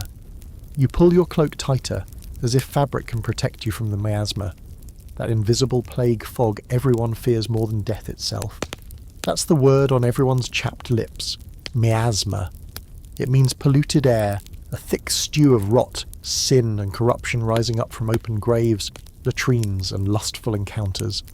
Not that anyone understands germs yet. Not really. So when they smell something foul, they assume it carries disease, not because it's dirty in the physical sense, but because it's morally charged. The scent of sin, quite literally, hangs in the air. And here's where it gets wild. Sex, they say, is a contributor to bad air. Not just the act itself, but the whole experience, the sweat, the breath, the flushed skin, the release. When two people get caught up in each other, they stir the inner winds, their bodies warm, exhale heat, and together they create a pocket of invisible vapour thick enough to carry illness. At least that's what half the doctors are claiming, and unfortunately that's the half people are listening to. You pass a cart loaded with straw meant for burning. Someone's written a message in charcoal across the side. Clean air, clean soul. You think it's supposed to be inspiring. It feels more like a warning. And so, in a truly unhinged twist of logic, people begin to fear intimacy for its air quality. Kissing becomes dangerous not because of physical contact, but because shared breath is believed to mingle the humours and create heated vapours. Couples are told to sleep in separate beds, with a linen sheet pinned up between them to keep their exhalations apart. Public health officials, if you can call a council of terrified bakers and butchers, that go as far as issuing recommendations about the proper distance to stand from your spouse. And then there's the advice about windows. Keep them open, they say, even in the rain. Air must circulate. Stagnant rooms invite decay. But at the same time, don't sleep near a draught, because external winds may rouse the humours. Basically, the wind can save or kill you depending on its mood that day. You begin to suspect no one actually understands anything. You stumble on an old copy of a medical scroll shoved under your neighbour's door. It's filled with illustrations. Naked bodies outlined in ink, small clouds drawn around their mouths and groins, arrows pointing outwards. One figure is mid-embrace, a swirl of black smoke curling from their bodies like a serpent. In the margin, someone's written, "Do not tempt the air. The air remembers." Let's drop a historical fact here. The theory of miasma dates back to ancient Greece, but it takes on new ferocity during the plague. Cities reek of burning herbs, tar, resin, and, inexplicably, vinegar-soaked rags hung on doorways. People wear pomanders, tiny scented balls, around their necks to ward off stench. Others tie dried flowers under their noses. The rich install indoor fountains or burn rosemary branches just to keep the air moving. Fringe fact. In one town, officials tried to outlaw certain positions during sex, claiming some generated more miasmic force than others. A monk-turned-physician wrote that upright copulation stirs the spirits less than the prone variety, which you're pretty sure is just a fancy way of saying standing up is safer. It's unclear how this was enforced, or measured, or not laughed out of the room. The debate among scholars today is hilarious and bleak. Did people actually believe the air around sex was more dangerous than the act itself? Or was this another layer of psychological control, shaming pleasure by linking it to atmospheric corruption? Some argue that bad air was a metaphor for moral failure. Others say people genuinely believed in physical contamination via lust-charged breezes. You've got to admit, though, it makes a twisted kind of sense. The world feels poisoned. The wind brings death into your home. So why wouldn't they believe desire itself carries a smell, a taint, an afterglow that can choke you days later? You return home and try not to breathe too deeply. You lighted a bundle of dried sage, wave it around the room like a charm. The smoke curls into the corners, smelling more like burnt shoes than purification, but you let it linger. You're not superstitious, but you're also not stupid. Outside, someone's having a fight. Raised voices, slamming wood. You catch a phrase, her scent lingers, she's unclean. Then a crash. You hear crying, not loud, just a small defeated sob, and suddenly it all clicks. The air, the paranoia, the obsession with invisible sins. Miasma is the perfect scapegoat. It's vague, it's everywhere, and it can never be proven wrong. If your lover gets sick, it's not because they were exposed to fleas or filth, it's because you let desire rise in a room that should have been still. You sit on your bed, suddenly aware of every scent. Your own sweat, the musty blanket, the herbal smoke, the faint perfume from a scarf you haven't worn in months. You hold the scarf to your face and inhale deeply. It smells like memory. And just for a second, it feels like comfort. Until your heart skips. Is that feeling warmth or warning? You blow out the candle, and for the first time in weeks, you sleep with the window open, just in case the air decides to forgive you. The next morning you wake to a knock at the door. 3 sharp more raps is the kind that don't wait for permission. You open it to find a boy no older than 12, barefoot, hair plastered to his forehead. He doesn't speak, just holds out a small cloth bundle tied with twine and nods. Inside, a collection of dried herbs, a scrap of parchment with looping, hopeful handwriting, and a tiny glass vial of honey-infused wine. There's also a note, for strength and for love. No signature. It's not the first bundle you've seen. Word has been spreading that someone in town is quietly distributing aphrodisiac cures, not potions to chase away the plague directly, but remedies aimed at restoring vitality and, well, igniting a little passion. The idea is simple. Joy strengthens the heart. And in a time when the heart is under siege, a little passion might just be your best medicine. You've heard whispers of these so-called plague-time love elixirs. They're passed hand to hand, no payment requested, mostly among the desperate and the quietly daring.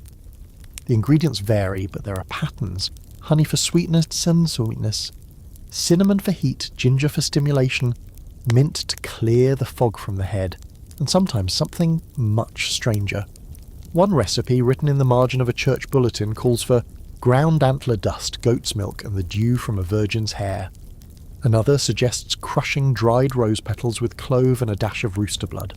A third, offered with alarming confidence by the town apothecary's assistant, insists that a bit of cooked beaver tail boiled with ale can rally even the most sorrow-drenched soul. You're not sure how beaver tail affects libido, but okay.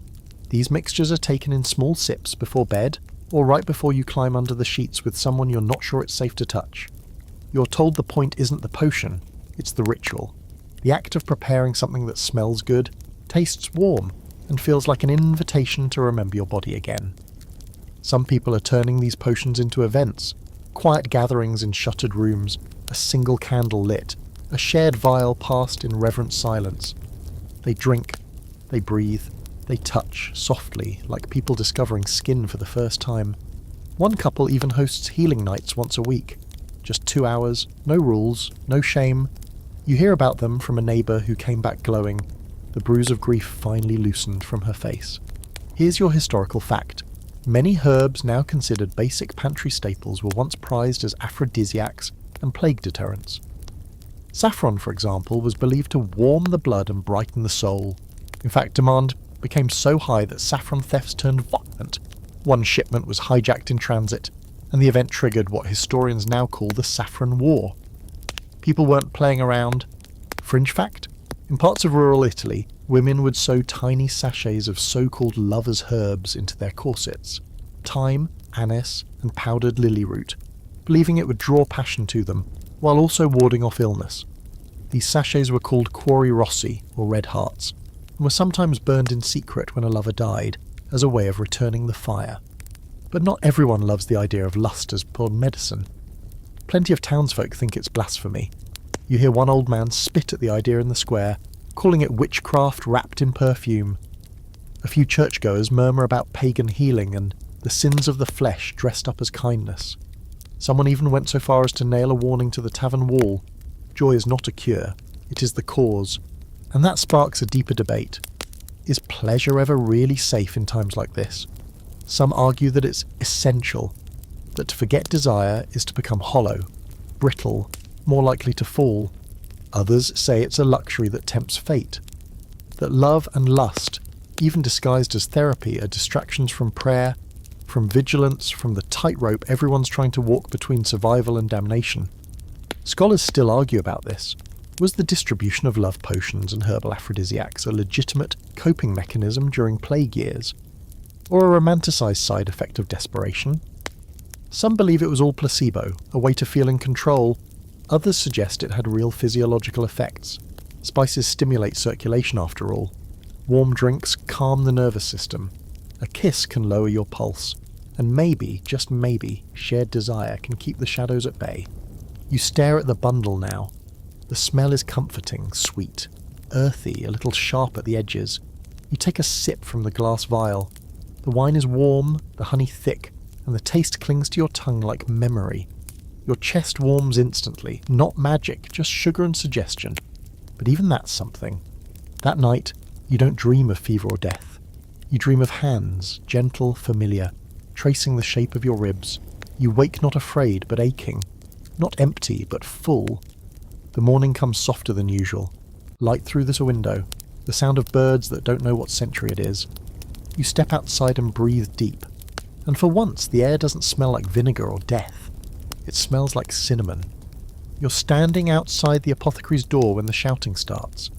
Inside, someone's hurling jars.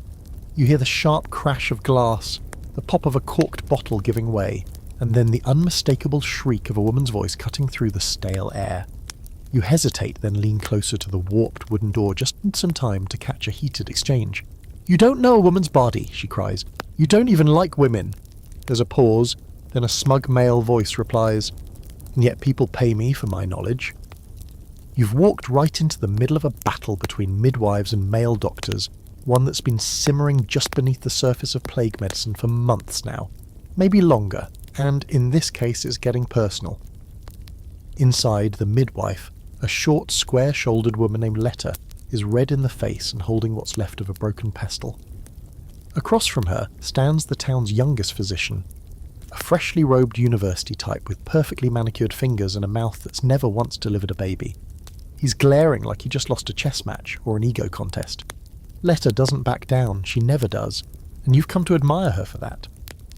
While the university men quote Galen and scribble notes in their plague journals, she's out in the mud, elbows deep in reality, delivering babies, treating rashes, setting broken bones, and lately trying to convince people that women's bodies aren't vessels of doom.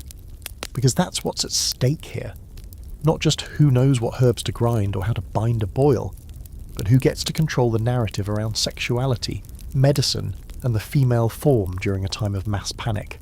See, midwives and women healers have long known things that textbooks can't explain.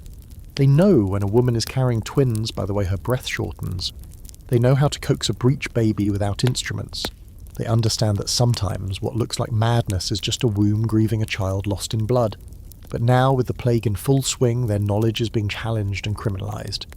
Male physicians, especially those trained in universities, have been stepping into the spotlight. They wear long robes and quote Latin. They offer treatments with impressive names like Aqua Regia or Sanguis Purgatus, and above all, they insist that they are the only ones qualified to speak about the plague's impact on sex and reproduction. Their theories? Often ridiculous. One popular idea is that a woman's womb, when agitated by lust, releases toxins that ferment into disease. Another suggests that too much sex leads to womb migration, again with the wandering uterus nonsense, causing madness, and in some cases, spontaneous combustion. That last part was probably metaphorical, hopefully. Letta, on the other hand, argues that connection is healing. That touch, done gently and with knowledge, can lower fever. That a woman's monthly cycle isn't a curse, but a rhythm that should be respected. That sexuality isn't dangerous, it's natural. It needs care, not suspicion. She doesn't have a diploma, but she has 20 years of experience and blood under her nails. You know whose advice you'd trust more? Fringe fact. Some midwives in the 1300s developed their own coded language to share remedies and reproductive knowledge without attracting unwanted attention. They'd refer to contraception as blessing delay, and aphrodisiacs as marriage cheer. It was a quiet rebellion, a way to pass down wisdom while avoiding charges of witchcraft or corruption. Unfortunately, not everyone appreciated that kind of quiet power. In cities and towns across Europe, midwives began facing increased scrutiny. Some were accused of heresy, others of spreading the plague through their presence at births. The fact that they dealt with blood and fluids didn't help.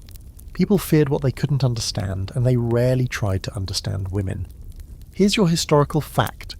In some regions, local councils tried to outlaw midwifery altogether during peak plague years. They claimed midwives were unclean and too emotionally involved with their patients, as if compassion were a liability. Some areas even required male supervision at births, which often ended in disaster. You can't exactly deliver a baby while someone reads aloud from a medical scroll, and the scholarly debate is complicated. Some historians say male doctors genuinely believed they were helping, that they simply didn't trust traditional medicine. Others argue it was a power grab. Midwifery represented autonomous female knowledge, and in a time when everyone was scrambling for control, letting women hold the reins, even in childbirth, was seen as dangerous. You slip away from the door as Letta hurls another insult about ivory tower fools. You don't blame her. You've seen what happens when knowledge is silenced. When the people who understand touch, emotion and instinct are dismissed in favour of charts and formulas, especially now, when fear is doing most of the diagnosing. Back in your room, you lay out a few herbs she gave you, mugwort, pennyroyal, and a bit of crushed fennel. To keep your heat gentle, she said, patting your hand. Not every fire needs to burn the house down. You brew it slowly, inhaling the soft, bitter scent. You think about how many women have had to hide what they know just to stay safe, and how many men have made careers out of guessing what those women already understand in their bones. Outside, the evening fades. The bells toll again, one slow note that seems to echo longer each day. You sip the tea, your hands warm around the cup, and for the first time in weeks, you feel something like balance, not cured, not immune, but whole. You light a candle before sunrise just to see something warm and moving. The room is silent but alive with scent, wax, wood smoke, and the faint tang of rosemary from the little bundle Letta left in your window frame. Outside, frost still clings to the edges of the cobblestones, a reminder that even the seasons seem confused these days. It's deep summer, but the air carries a chill, like the earth is trying to scrub itself clean. Today your thoughts won't stop returning to what happens after. After the heat, the sighs, the closeness. After the intimacy, whether it's born from love, need, grief, or sheer defiance. Because in the wake of plague-time pleasure, there's something that lingers long after the touch fades. Fluids. Let's not tiptoe around it. In a world ruled by humours and hysteria, bodily fluids from intimacy, sweat, seed, vaginal secretions, even saliva, were viewed with intense suspicion. You'd think a kiss could summon the Antichrist the way people reacted. Even more than the act of sex itself, it was the residue that terrified them, the things left behind. Stains, dampness, scent. In medieval medicine, fluids weren't just waste. They were a direct reflection of the soul's state. That meant everything your body released was believed to carry spiritual and medical meaning. And during a plague, well, fluids went from meaningful to potentially murderous. Sweat, for instance, was thought to carry toxins. The same doctors who warned you not to overeat or overlaugh were equally horrified at sweating during intercourse.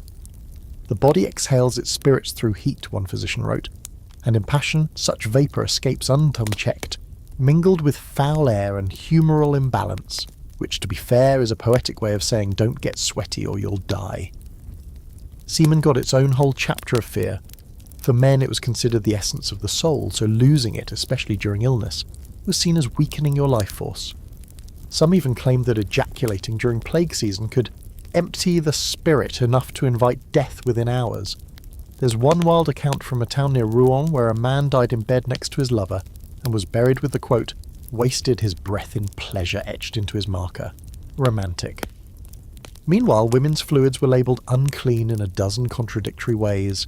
Vaginal secretions were said to carry either healing properties or curses, depending on who was talking. Some believed that a woman's pleasure could actually prevent plague, because a satisfied womb meant balanced humours. Others insisted her moisture carried shadowed air, capable of infecting those who touched her. You can imagine how helpful that kind of logic was for anyone trying to feel safe, or wanted. But here's where it gets even stranger. In a few rare texts and healer notes, bodily fluids weren't just feared, they were used. There are scattered references to what might best be called experimental medicine. One Italian folk remedy suggests that a cloth soaked with intimate sweat from a healthy lover could be worn around the neck to protect against the plague. Another recommends mixing semen, yes, really, with goat's milk and rosewater as a salve for boils. It was thought to restore the life force through warmth and generative essence. If you just gagged, same. Even more disturbingly, a few accounts tell of deathbed anointments, where the bodily fluids of a person who had survived the plague were used in rituals, spread lightly across the chest or forehead of someone newly infected. You can only imagine how consensual those rituals were. Fringe fact: there was a brief, bizarre moment in the southern Germany where a group of mystic healers claimed to have discovered a sacred fluid ritual. They believed that mixing menstrual blood, semen, and crushed white lilies into a paste and burying it under moonlight would draw out the disease from the soil itself. Unsurprisingly, they were run out of town. But not before 3 copies of the recipe were found hidden in prayer books. And yet, for all the horror and confusion, fluids were also part of how people understood connection. The idea that something passed between lovers, something unseen but deeply real, persisted through both spiritual and medical frameworks. You didn't just share a bed, you shared heat, moisture, breath, essence, maybe even fate. There's a scholarly debate around whether medieval people really believed in the danger of these fluids, or whether it was a convenient excuse to control bodies and reinforce gender boundaries. Some argue that the fear of fluids was rooted in a deeper fear, that intimacy itself made people vulnerable, not just to disease but to each other. Others say it was all part of humoral theory and its endless obsession with balance. Too much of anything was bad, especially if it dripped. Back in your room, you notice the linens on your bed, rumpled, stained, maybe from sweat, maybe from last week's fever. You hesitate, then strip the bed slowly. You boil a kettle. Letter told you to add lavender, but you use vinegar too, just in case. The smell is sharp and mean but comforting, like scouring your skin after a bad dream. When you hang the sheets to dry, you catch yourself staring at your own hands, at your fingertips, at the little scar on your wrist, and you think about the fact that your body remembers every touch, every breath shared, every moment when fluids didn't just frighten you, they connected you to someone else. You used to find that terrifying. Now, you're not so sure. Outside, the sun finally rises. Not warm, but golden, and enough. You hang your hands over the sill and let the air pass through your fingers, wondering if maybe, in spite of everything, something sacred still lingers in the sweat between two people who dare to feel. Even when everything tells them not to, you wake with a sense of dread you can't explain. No coughing, no boils, no fever. Just a thrum in your chest like something's coming. Something quiet and irreversible. The candle on your bedside table has melted into a misshapen lump, the wick drowned in wax. You stare at it too long, watching nothing happen. It feels symbolic. And maybe it is, because today the whispers are about something that's been on your mind, gnawing at the edges of every decision you haven't yet made. The question that keeps lovers lying awake in separate beds, or clinging to each other just a little too tightly. Should you finish, or should you stop? You know what we're talking about. Intercourse interruptus. Not just whether to do the deed, but whether doing all of it, all the way, is worth the risk. Some say it's not. Some say the moment you climax, you open your body in a way that invites the plague to slip in like a thief in the dark. And others say it's the safest thing you can do. Release the pressure, let the humours out, and restore the natural balance. Either way, people are panicking over what to do with all their pleasure. The medical texts aren't much help. One warns that to complete the act of Venus in these pestilent days is to loose the gates of disease within the self. Another insists that incomplete passion results in boilings of the blood and melancholy of the mind. So, you're doomed if you do, and doomed if you don't. Classic. You hear stories everywhere. A merchant's wife swears her husband contracted the plague after finishing twice in a single night. A nun in hiding claims she only survived because her lover refused to reach joy. There's even a travelling tinker who swears by a ritual of stopping right at the brink, hopping on one foot and whispering the name of the Archangel Raphael. It's unclear if he's joking. His partner didn't find it funny. The fear of climax, yes, actual panic about the body's highest point of pleasure, has become an obsession. Some physicians describe it as a temporary death. For the span of a heartbeat, one writes, the body forgets itself, the humours scatter, the breath halts. In such a moment, death may slip in and kiss the throat.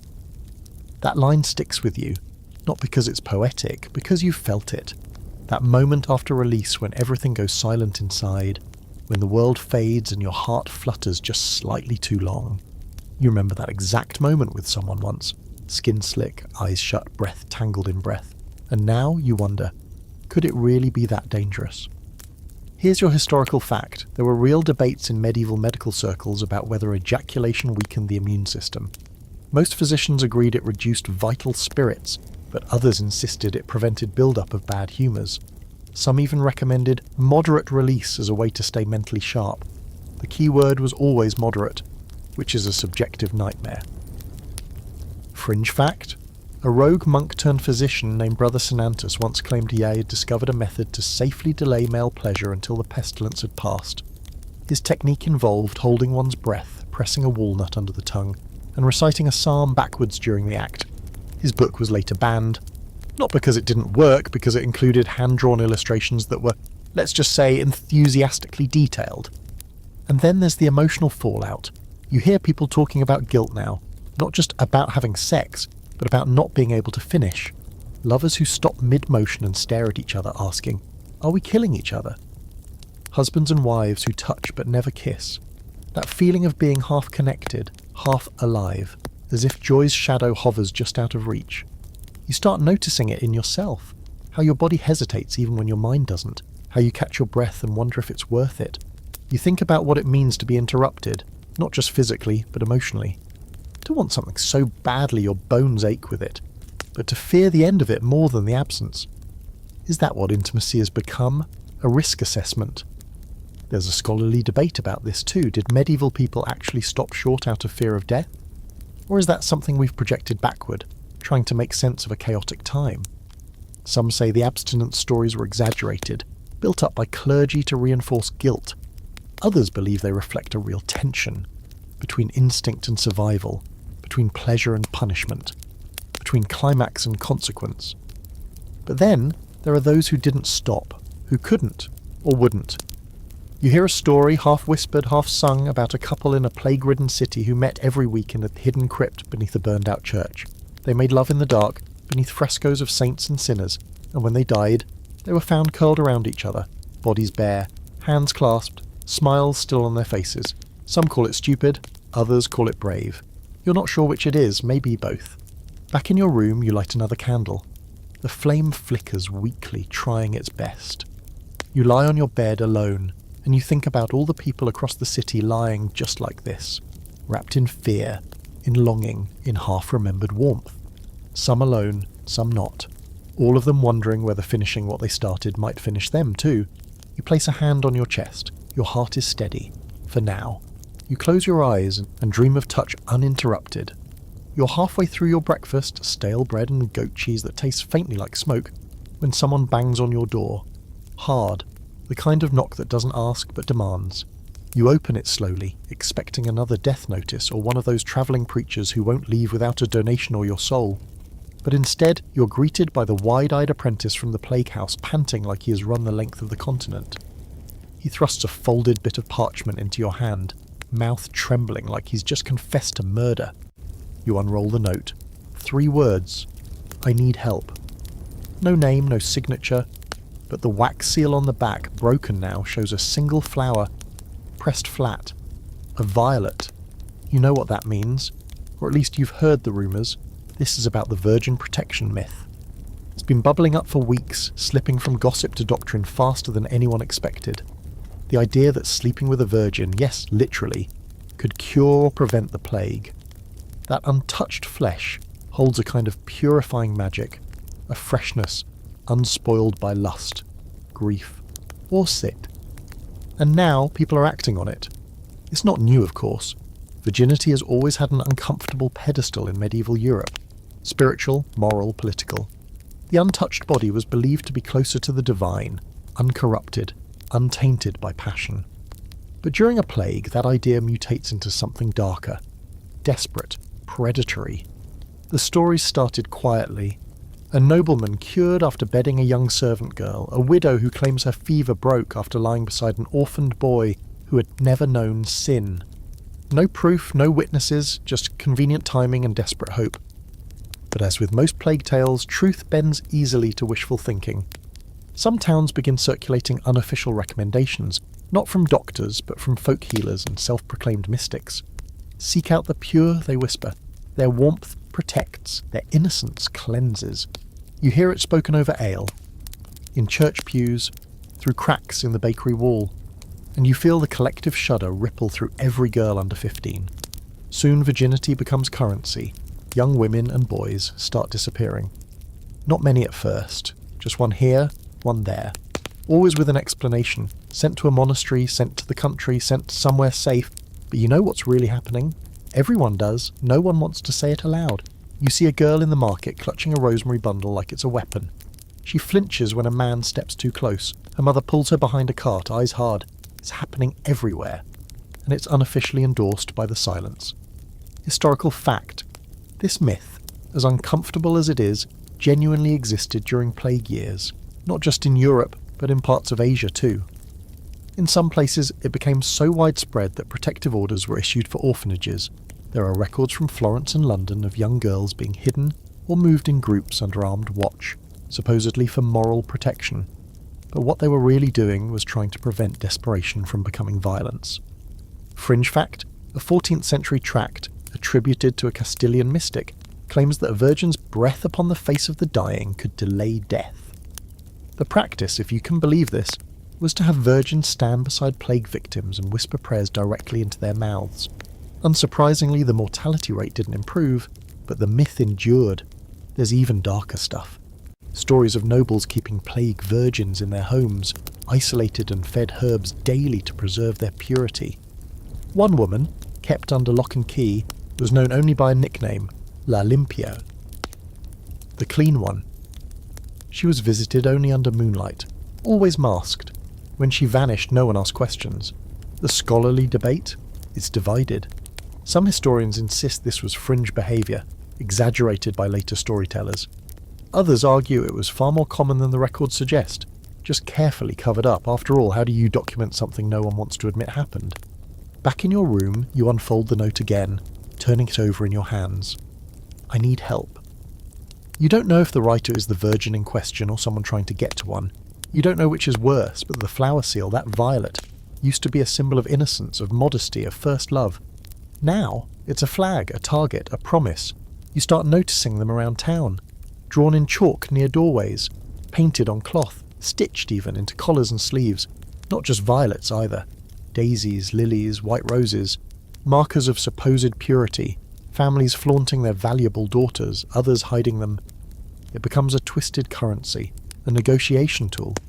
He has 3 healthy sons and a clean daughter, you hear someone say, as if they're describing a prize goat. One man, desperate to save his sick wife, tries to trade his niece to a healer. When she refuses, he beats the door down. But here's what the doctors say, quietly, when no one else is listening. It's nonsense. There is no evidence that virginity protects anyone. No mystical shield. No divine immunity. But they don't say it loudly. Why? Because it's easier to let people believe in something than to face the truth. That the plague doesn't care who you are. It doesn't check your virtue at the door. You look again at the note. You don't respond, you burn it.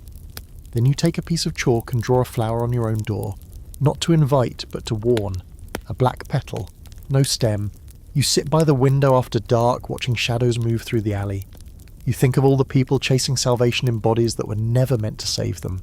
And you promise yourself this: if someone comes for your innocence, they'll find something far sharper waiting.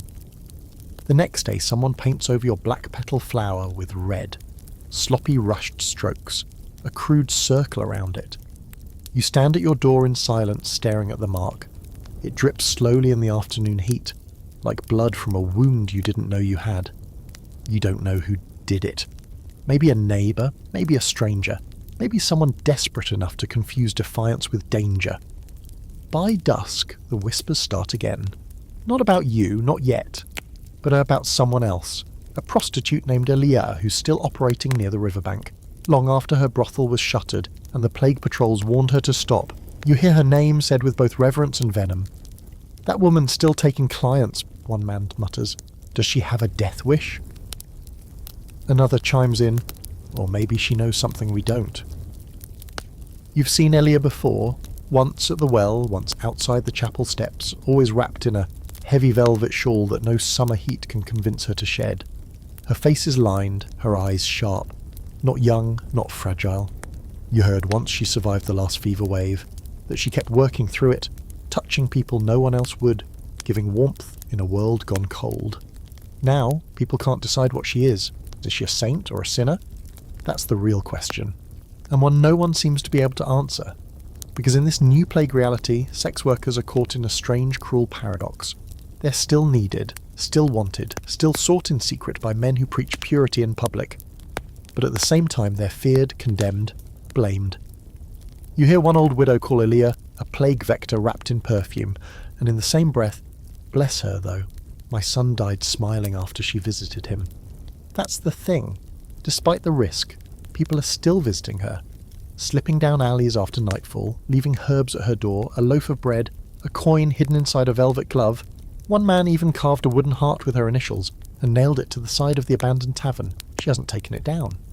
Historical fact: during plague years, sex workers were both ostracised and indispensable. In many cities, brothels were forced to close under moral pressure. But simultaneously, city leaders quietly permitted certain women to keep working, not for pleasure, officially, but for the mental stabilisation of the population. There are records in Bruges and Venice of authorities turning a blind eye when elite clients visited plague zones for relief. These visits were never written down as sexual, just therapeutic, code words. Everyone knew what they meant. Aaliyah, in this way, has become something larger than herself. People whisper that she's immune, that she absorbs the sickness and burns it away, that her touch balances the humours better than any physician's tincture. Others insist the opposite, that she's carrying death on her tongue and in her sheets, that every man who visits her signs his own death sentence. Fringe fact: in one bizarre incident recorded in central France, a sex worker was arrested for knowingly healing a man of plague through unsanctioned intimacy. The authorities weren't upset that he recovered. They were angry he hadn't paid taxes on his survival. She was fined and forced to wear a white mask in public to signify her dangerous blessing. The man moved to the countryside. She disappeared. Her legend didn't. And here's the twist: Aaliyah doesn't deny any of it. When people ask if she's a healer, she says nothing. When they ask if she's spreading death, she smirks and says, "Only to those who come with it already inside." The ambiguity keeps her safe. Or maybe it just keeps people afraid to get too close unless they really truly want to. There's a scholarly debate on whether figures like Aaliyah were just folklore built on fragments, whether real women became myths the moment they survived too long. Some say these stories reflect a community's need to explain exceptions. Others argue that sex workers occupied a liminal space, both deeply connected to the physical and strangely adjacent to the spiritual. They offered comfort no one else dared to, not out of sainthood, but out of necessity. You find yourself thinking about her that night, not in a lustful way, though sure a little of that too, but more in awe. She's walking a tightrope, giving people something they've been told to fear, providing connection when everyone else is teaching abstinence, touch when the world preaches distance, intimacy when the doctors offer only vinegar and steel masks. You pass her door once, late, just once. A single candle burns in the window, its glow softened by a red cloth. You hear low laughter, hers maybe, and then silence. You don't knock, but you understand now why others do, because when death knocks every day, sometimes the most radical thing a person can do is choose to feel good, even briefly, even irresponsibly. Back in your room, you sit by the hearth and wonder if holiness and desire are really opposites, or just different paths to the same thing, comfort, and if women like Aaliyah aren't walking between them more honestly than anyone else. You fall asleep wondering what kind of strength it takes to be both feared and needed, and to not let either one break you. You find it on your morning walk, a small iron contraption half buried in the dirt behind the chapel, rusted and warped by time, its clasp frozen shut. At first you think it's some broken farming tool, maybe the hinge from a chest. Then you look closer, the curve of metal, the crude keyhole, the jagged edges, and suddenly you know. You're staring at a chastity belt. It takes a moment for your stomach to settle. You've heard the rumours, of course, of noble women locked up like treasure chests while their husbands marched off to war, of devices forged not just to prevent pleasure, but to enforce survival. And now, with the plague running rampant, chastity belts have returned not just as symbols of virtue but as weapons against desire. You carry the rusted thing back to your room in a wrapped cloth, unsure why. Maybe to study it, maybe to understand the lengths people will go to in order to feel safe from their own bodies. Because lately chastity belts are back in fashion, not as antique curiosities, but as real functioning accessories. In the streets and marketplaces, smiths and metalworkers have begun offering their services. Protect your daughter's soul, the signs read. Lock away the heat, defy temptation, outlast the plague. They craft them from iron and bronze, sometimes lined with leather, sometimes not. Some are simple, a flat plate, a small latch, a key worn around a father's neck. Others are elaborate, etched with prayers or tiny icons of saints, as if divine approval could soften the bruises. Parents bring their daughters in under the guise of love. It's just until the plague passes, they say, to keep you safe. From who? From themselves? From others? From the air? The answer changes depending on who's talking, but the underlying message is clear. Your desire is a danger, and your body must be controlled. Historical fact. While chastity belts are often dismissed as legend or fantasy, there is some evidence of their existence in the late medieval period, mostly among the upper classes, and mostly tied to anxiety about female agency. During plague years, those fears escalated. Purity became synonymous with survival, and if a woman's sexuality could invite disease, as some physicians claimed, then locking it away became a civic duty. Fringe fact, one eccentric physician in Bavaria designed a dual protection belt for both men and women, complete with interchangeable attachments and built-in incense pouches to purify the lower regions. He died before anyone could patent it, but the sketches survived. Disturbingly detailed sketches. The belts aren't just physical restraints, they're emotional ones. You see it in the way girls walk now, heads down, steps shorter. In the way married couples avoid touching under watchful eyes. In the way people speak of lust as if it's a contagion worse than the Black Death itself. And here's the truly twisted part. For some, wearing the belt becomes a status symbol, a way to prove virtue in public. My daughter is locked, one merchant boasts. No disease can reach her. As if rusted iron is stronger than grief or rules are stronger than biology. But you also hear the whispers, the horror stories. The woman who couldn't remove hers in time to relieve herself and developed sores that festered. The young wife who was locked up by her husband and left alone while he vanished, only for her body to be found weeks later, still encased in iron, bloated and silent. There's a scholarly debate, naturally. Some argue that chastity belts were rare and more symbolic than functional, often meant to shame rather than restrain. Others suggest they were more common than we like to admit, especially during moments of panic, when entire societies leaned hard into physical control as a substitute for actual protection. Letta the midwife hates them. Metal doesn't stop death, she mutters one afternoon, rolling her eyes as you show her the rusted thing. It just slows down living. You ask her how many girls she's helped unfasten belts over the years. She doesn't answer, just sighs and says, "More than I care to remember, most of them crying, not from pain, from shame." You sit with that for a while. Later you pass a girl no older than 12. Her dress is sewn too tight around her hips, as if her parents couldn't afford the real thing, and try to mimic the restraint with thread. Her face is blank, not sad, just hollow, a body already being taught to fear itself. Back in your room, you study the old belt again, the way the lock has fused shut, the tiny pinpricks of rust, like freckles. You try to picture the hands that wore it, the moments of desperation, of rage, of exhaustion. Did she try to pick the lock? Did she forget what it felt like to move freely? And most disturbingly, did she ever start to believe it was necessary? You wrap it in cloth again and place it under your bed. Not out of fear, out of mourning. Because in a world that claims to be protecting you, it's easy to forget that control often wears the same face as care. That love, when twisted by fear, turns into a cage. And that the hardest locks to break are the ones placed on you for your own good. Outside, someone hammers metal. Not a blacksmith, just a father, reshaping fear into hinges. You turn away from the sound, but it follows you, echoing long into the night.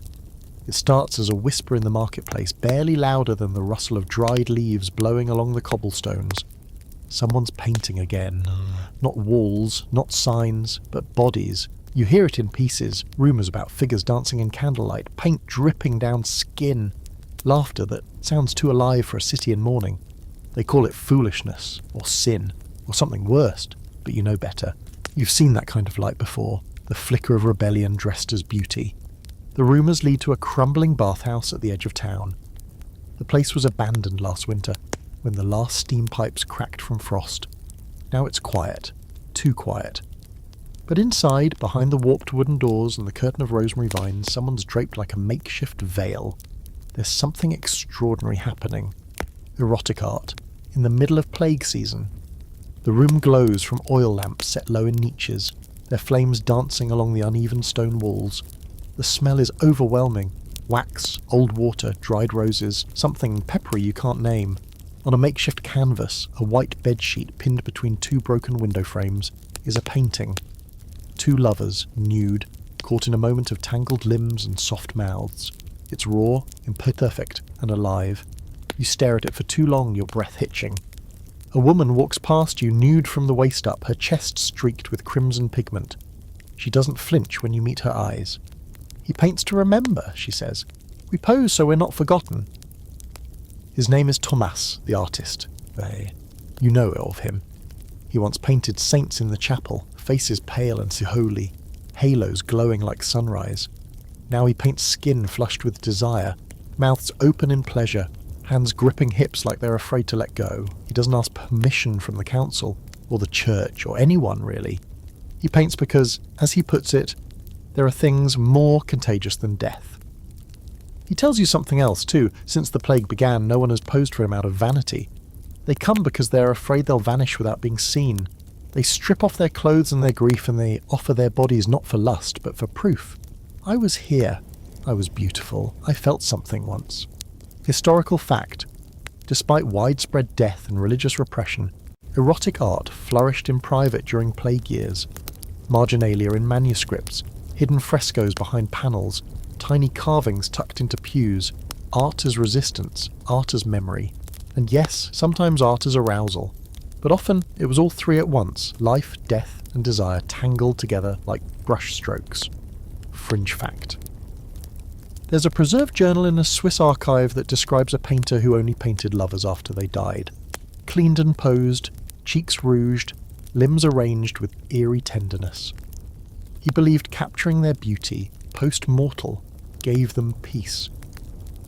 The journal ends with his confession that he finally painted himself.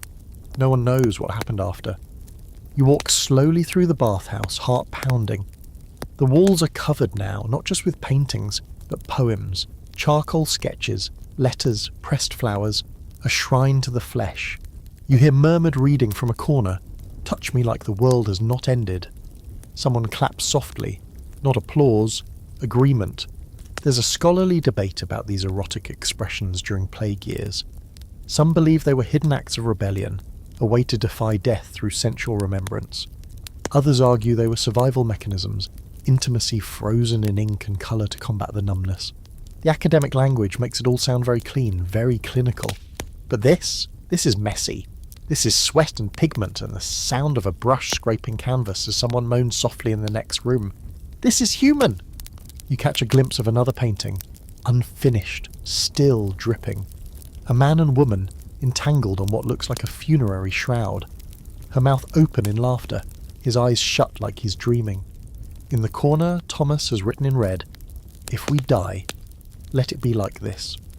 It punches the breath from your lungs. You sit, overwhelmed. A woman beside you offers her hand. You take it. Her skin is cool. "Do you want to be painted?" she asks. You hesitate, then nod. Later, as you disrobe and step into the soft lamplight, you don't feel shame. Not fear. What you feel is seen. And maybe for the first time in weeks, you feel alive. Back in your room, hours later, the charcoal outline of your pose still smudged on your shoulder, you stare at your own reflection. There's colour in your cheeks.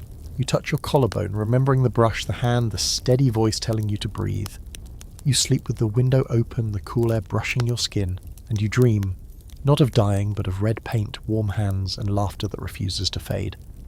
You wake to music, not the kind that plays from lutes in noble houses, or the sombre chants that crawl out of churches, but real music, wild, erratic, irresistible. You sit up, blink the morning blur from your eyes, and realise the sound isn't just in your ears, it's in your bones. A beat you can't place, somewhere between laughter and madness. The square is already alive by the time you reach it. Not bustling, not busy, buzzing. People have gathered. Not to sell, not to preach, but to move. Feet stamping, skirts twirling, hands clapping. A woman in a red scarf is dancing so hard her feet barely touch the ground. A man beside her spins, laughing, eyes glassy. At first you think it's joy. Then you see the tremor in his limbs, the way his jaw clenches between breaths. This is not celebration. This is dancing plague. It's not the first you've heard of it. Rumours have trickled in for weeks, entire villages overtaken by sudden, uncontrollable dance. People leaping, shaking, spinning until their legs give out. Some collapse from exhaustion. Others keep going until their hearts burst. No one can explain it. Some call it a curse. Others say it's mass hysteria. You watch the crowd, uncertain. Is this pleasure or a warning? The woman in the red scarf locks eyes with you. Her smile is radiant or manic. You can't decide. She beckons. You don't move. This isn't the usual plague behaviour. No vinegar-soaked rags, no incense, just skin, heat, rhythm, and the eerie sense that this might be a kind of madness born from desire. Because that's the other rumour, that the dancing is not just compulsion, it's ecstasy. That people dance themselves into a frenzy because they've forgotten how to feel anything else. Because it's the only way to burn off the fever inside. Because when they stop moving, the world feels dead again. You see it in their faces. Their eyes roll back, their mouths open. Not screaming, but moaning. This isn't just dance. It's like watching people make love to the sky. A bishop you pass spits and mutters, "Devils, lustful, rhythmic devils." He tells people not to watch. Looking invites the spirit. But everyone looks. Everyone. Historical fact. The most infamous episode of dancing plague struck Strasbourg in 1518, but similar incidents occurred earlier during the height of the Black Death. Contemporary reports describe groups, dozens, sometimes hundreds, gathering and dancing for hours or days. Some believed it was a disease, others called it a spiritual possession. A few labelled it a punishment for sinful indulgence, an ironic end for those who once chased pleasure. Fringe fact: in one village near Aachen, a woman reportedly broke into frenzied dance and cried out the name of a lover she'd lost to plague. The townspeople swore she danced for 3 days straight, eating nothing until she collapsed. When she woke, her fever was gone. Her story spread like fire, and people began seeking out dancing as a cure. For illness, for grief, for desire. You walk slowly around the edge of the crowd, careful not to get too close. You hear the pounding of feet, the sharp gasps of breath, and beneath it all the low hum of music that seems to rise from nowhere.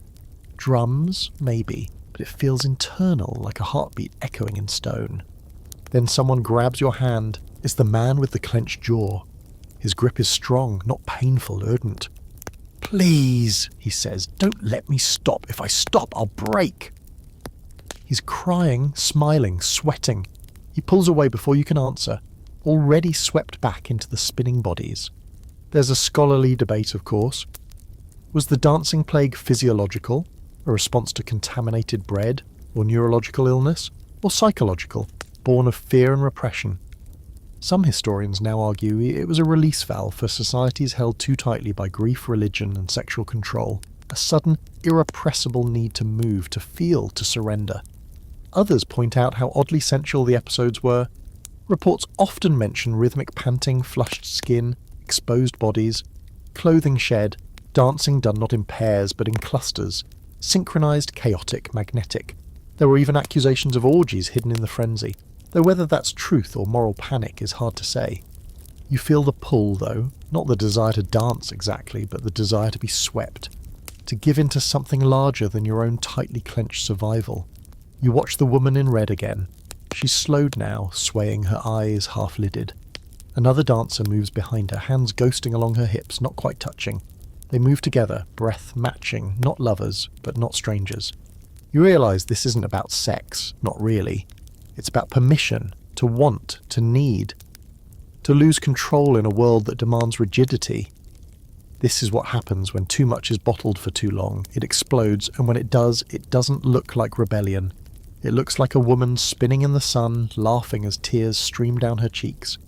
You don't join the dance, but that night in your room you move, not for show, not for release, but for remembrance. A slow, solitary rhythm, hips swaying, arms curling over your head, feet bare on the cold floor.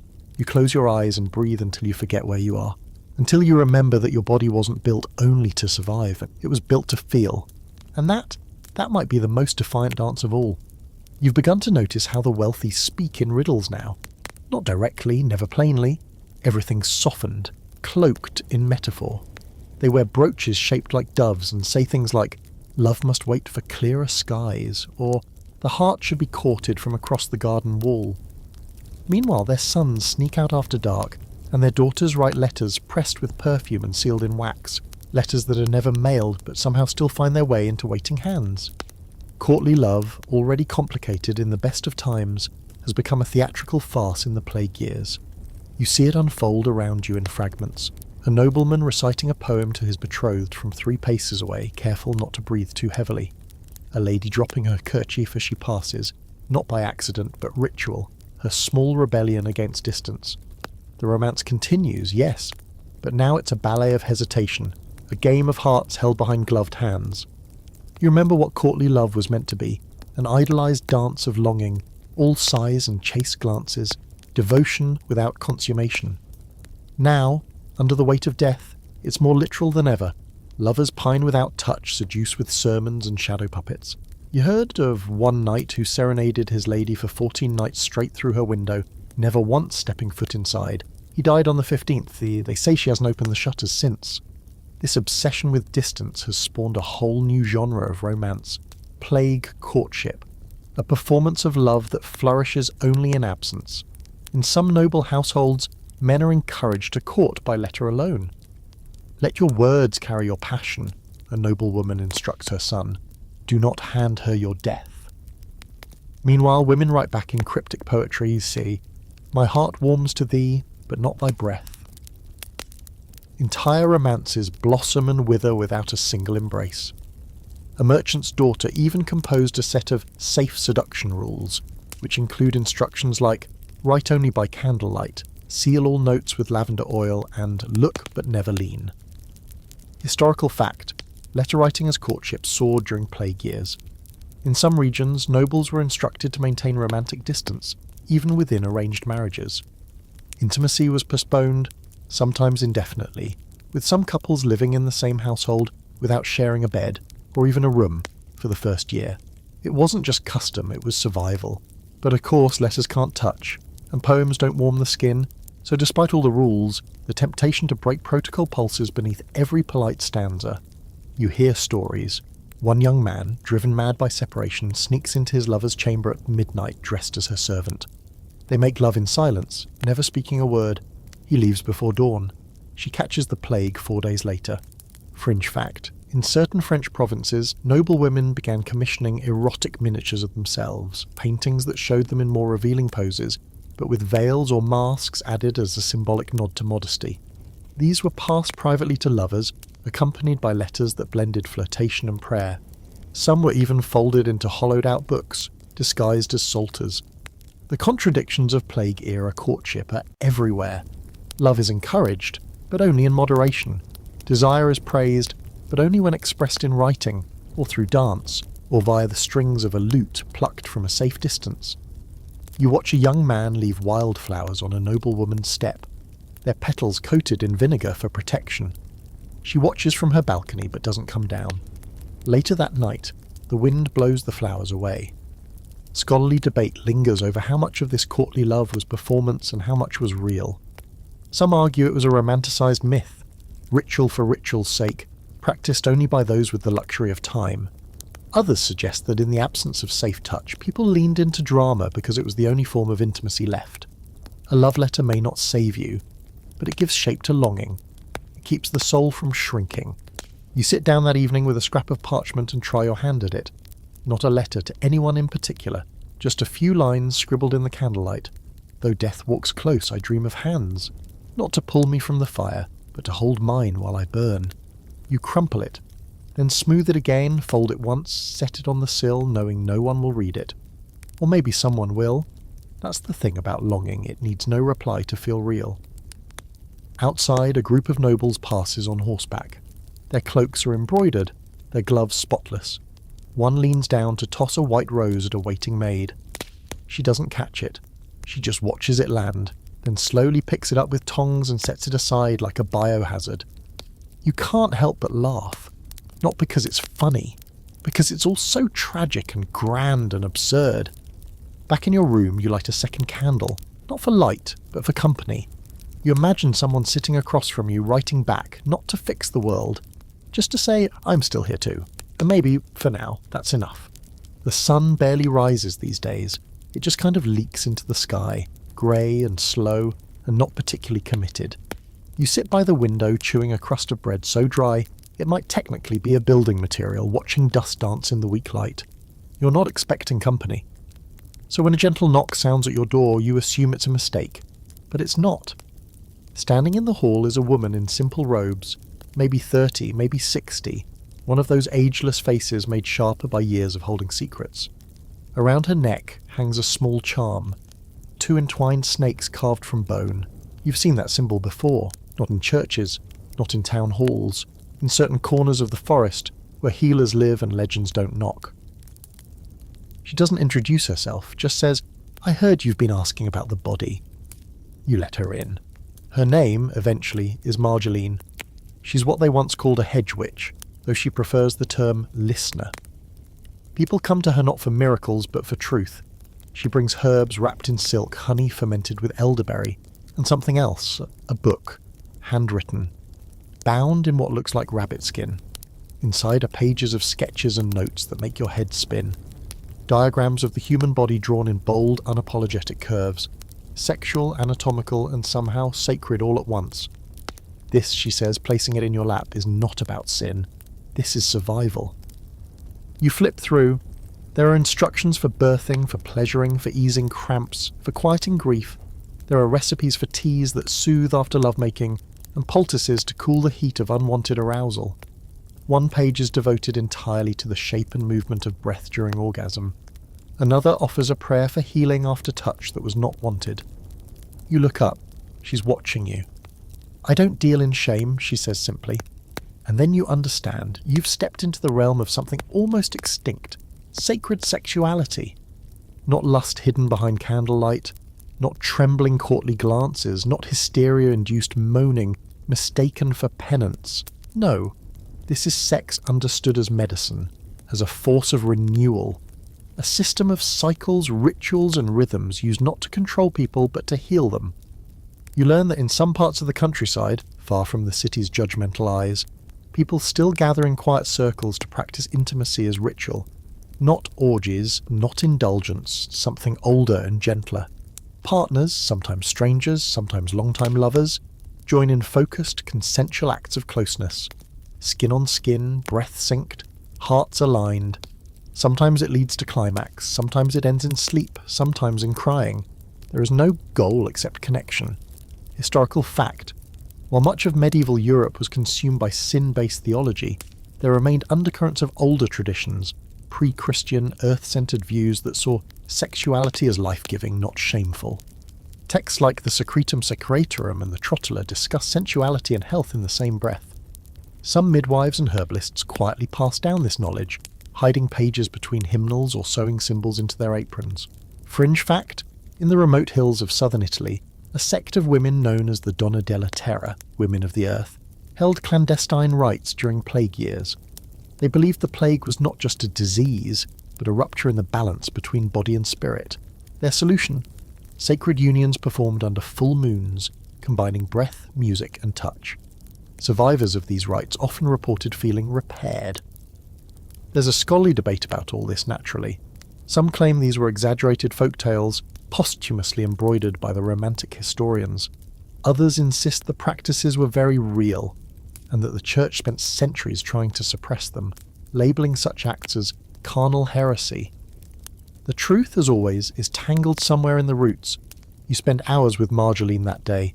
She teaches you a grounding breath, 4 counts in, 4 counts out, with your hands pressed to your abdomen. It keeps you in your body, she says, and reminds it that it's not a threat. She hands you a small linen pouch. Inside, grains of paradise, powdered damiana, and dried linden flowers. A sensual blend, not to excite necessarily, but to soften, to reintroduce safety to a body that's only known bracing. Steep it in warm milk, she tells you, then lie down somewhere soft and remind your skin it belongs to you. That night you do just that. The milk is sweet and earthy. The air is still. You undress slowly, not to entice, not to seduce, just to exist.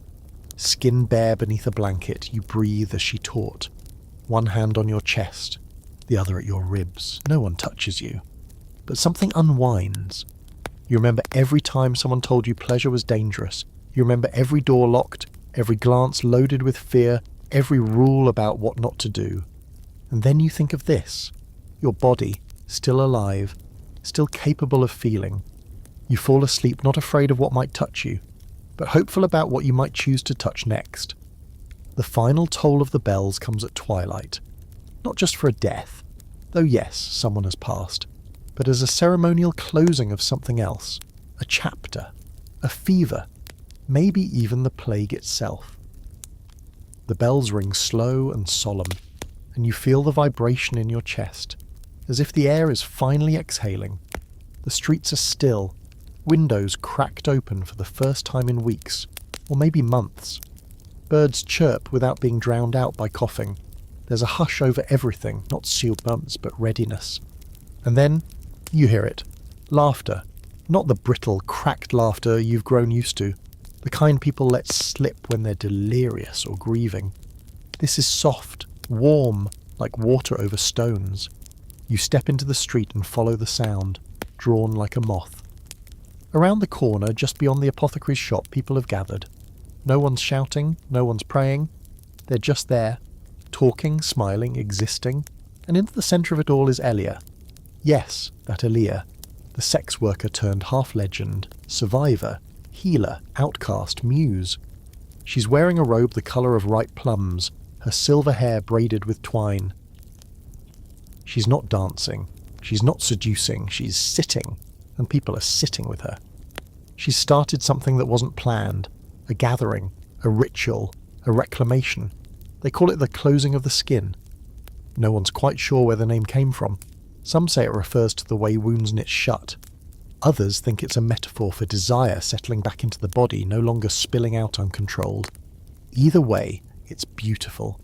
Each person comes forward and speaks one thing they want to release, one thing they want to remember, and one thing they wish they had done differently, with their lovers, with themselves, with their fear. Aaliyah listens, nods, and ties a strip of linen around their wrist. You've closed the wound, she says. Now fill the space. You wait in the back, unsure if you'll speak, but something moves in you, and suddenly your feet carry you forward. When it's your turn, you whisper, I release shame. I remember breath. I wish I had let myself stay. She smiles and ties the linen. It smells faintly of lavender and smoke. Historical fact. While formal plague rituals often focused on death, there were documented survivor ceremonies too, quiet gatherings where communities acknowledged the pain they had lived through. They weren't always public. Sometimes they happened in homes, barns, abandoned churches, but they existed. The church rarely acknowledged them, but people did.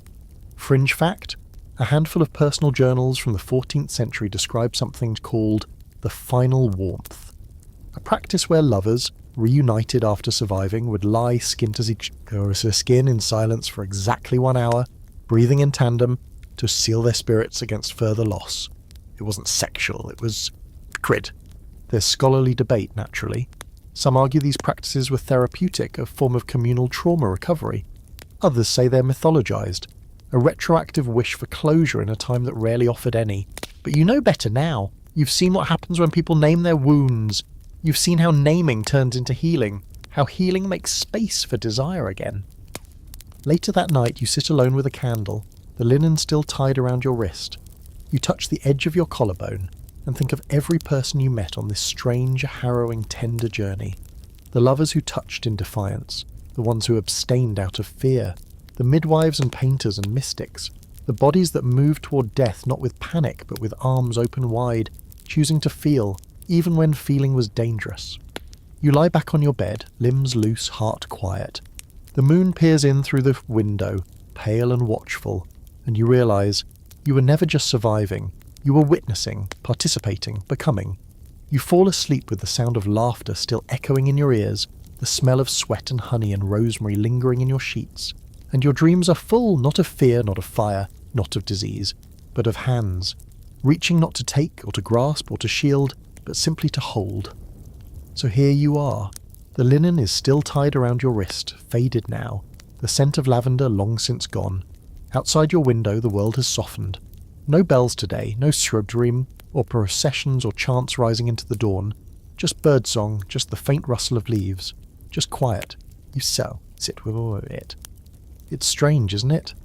How much we think we know about history, dates, kings, wars, maps, and yet none of that tells you what it felt like to breathe someone else's breath during a time when every exhale could be a death sentence. None of it tells you what it's like to long for a kiss you're too afraid to give, or to strip off your clothes not out of lust, but because for just 1 second you want to feel like your body still belongs to you. You've seen how the plague warped everything it touched. Medicine, marriage, faith, even pleasure.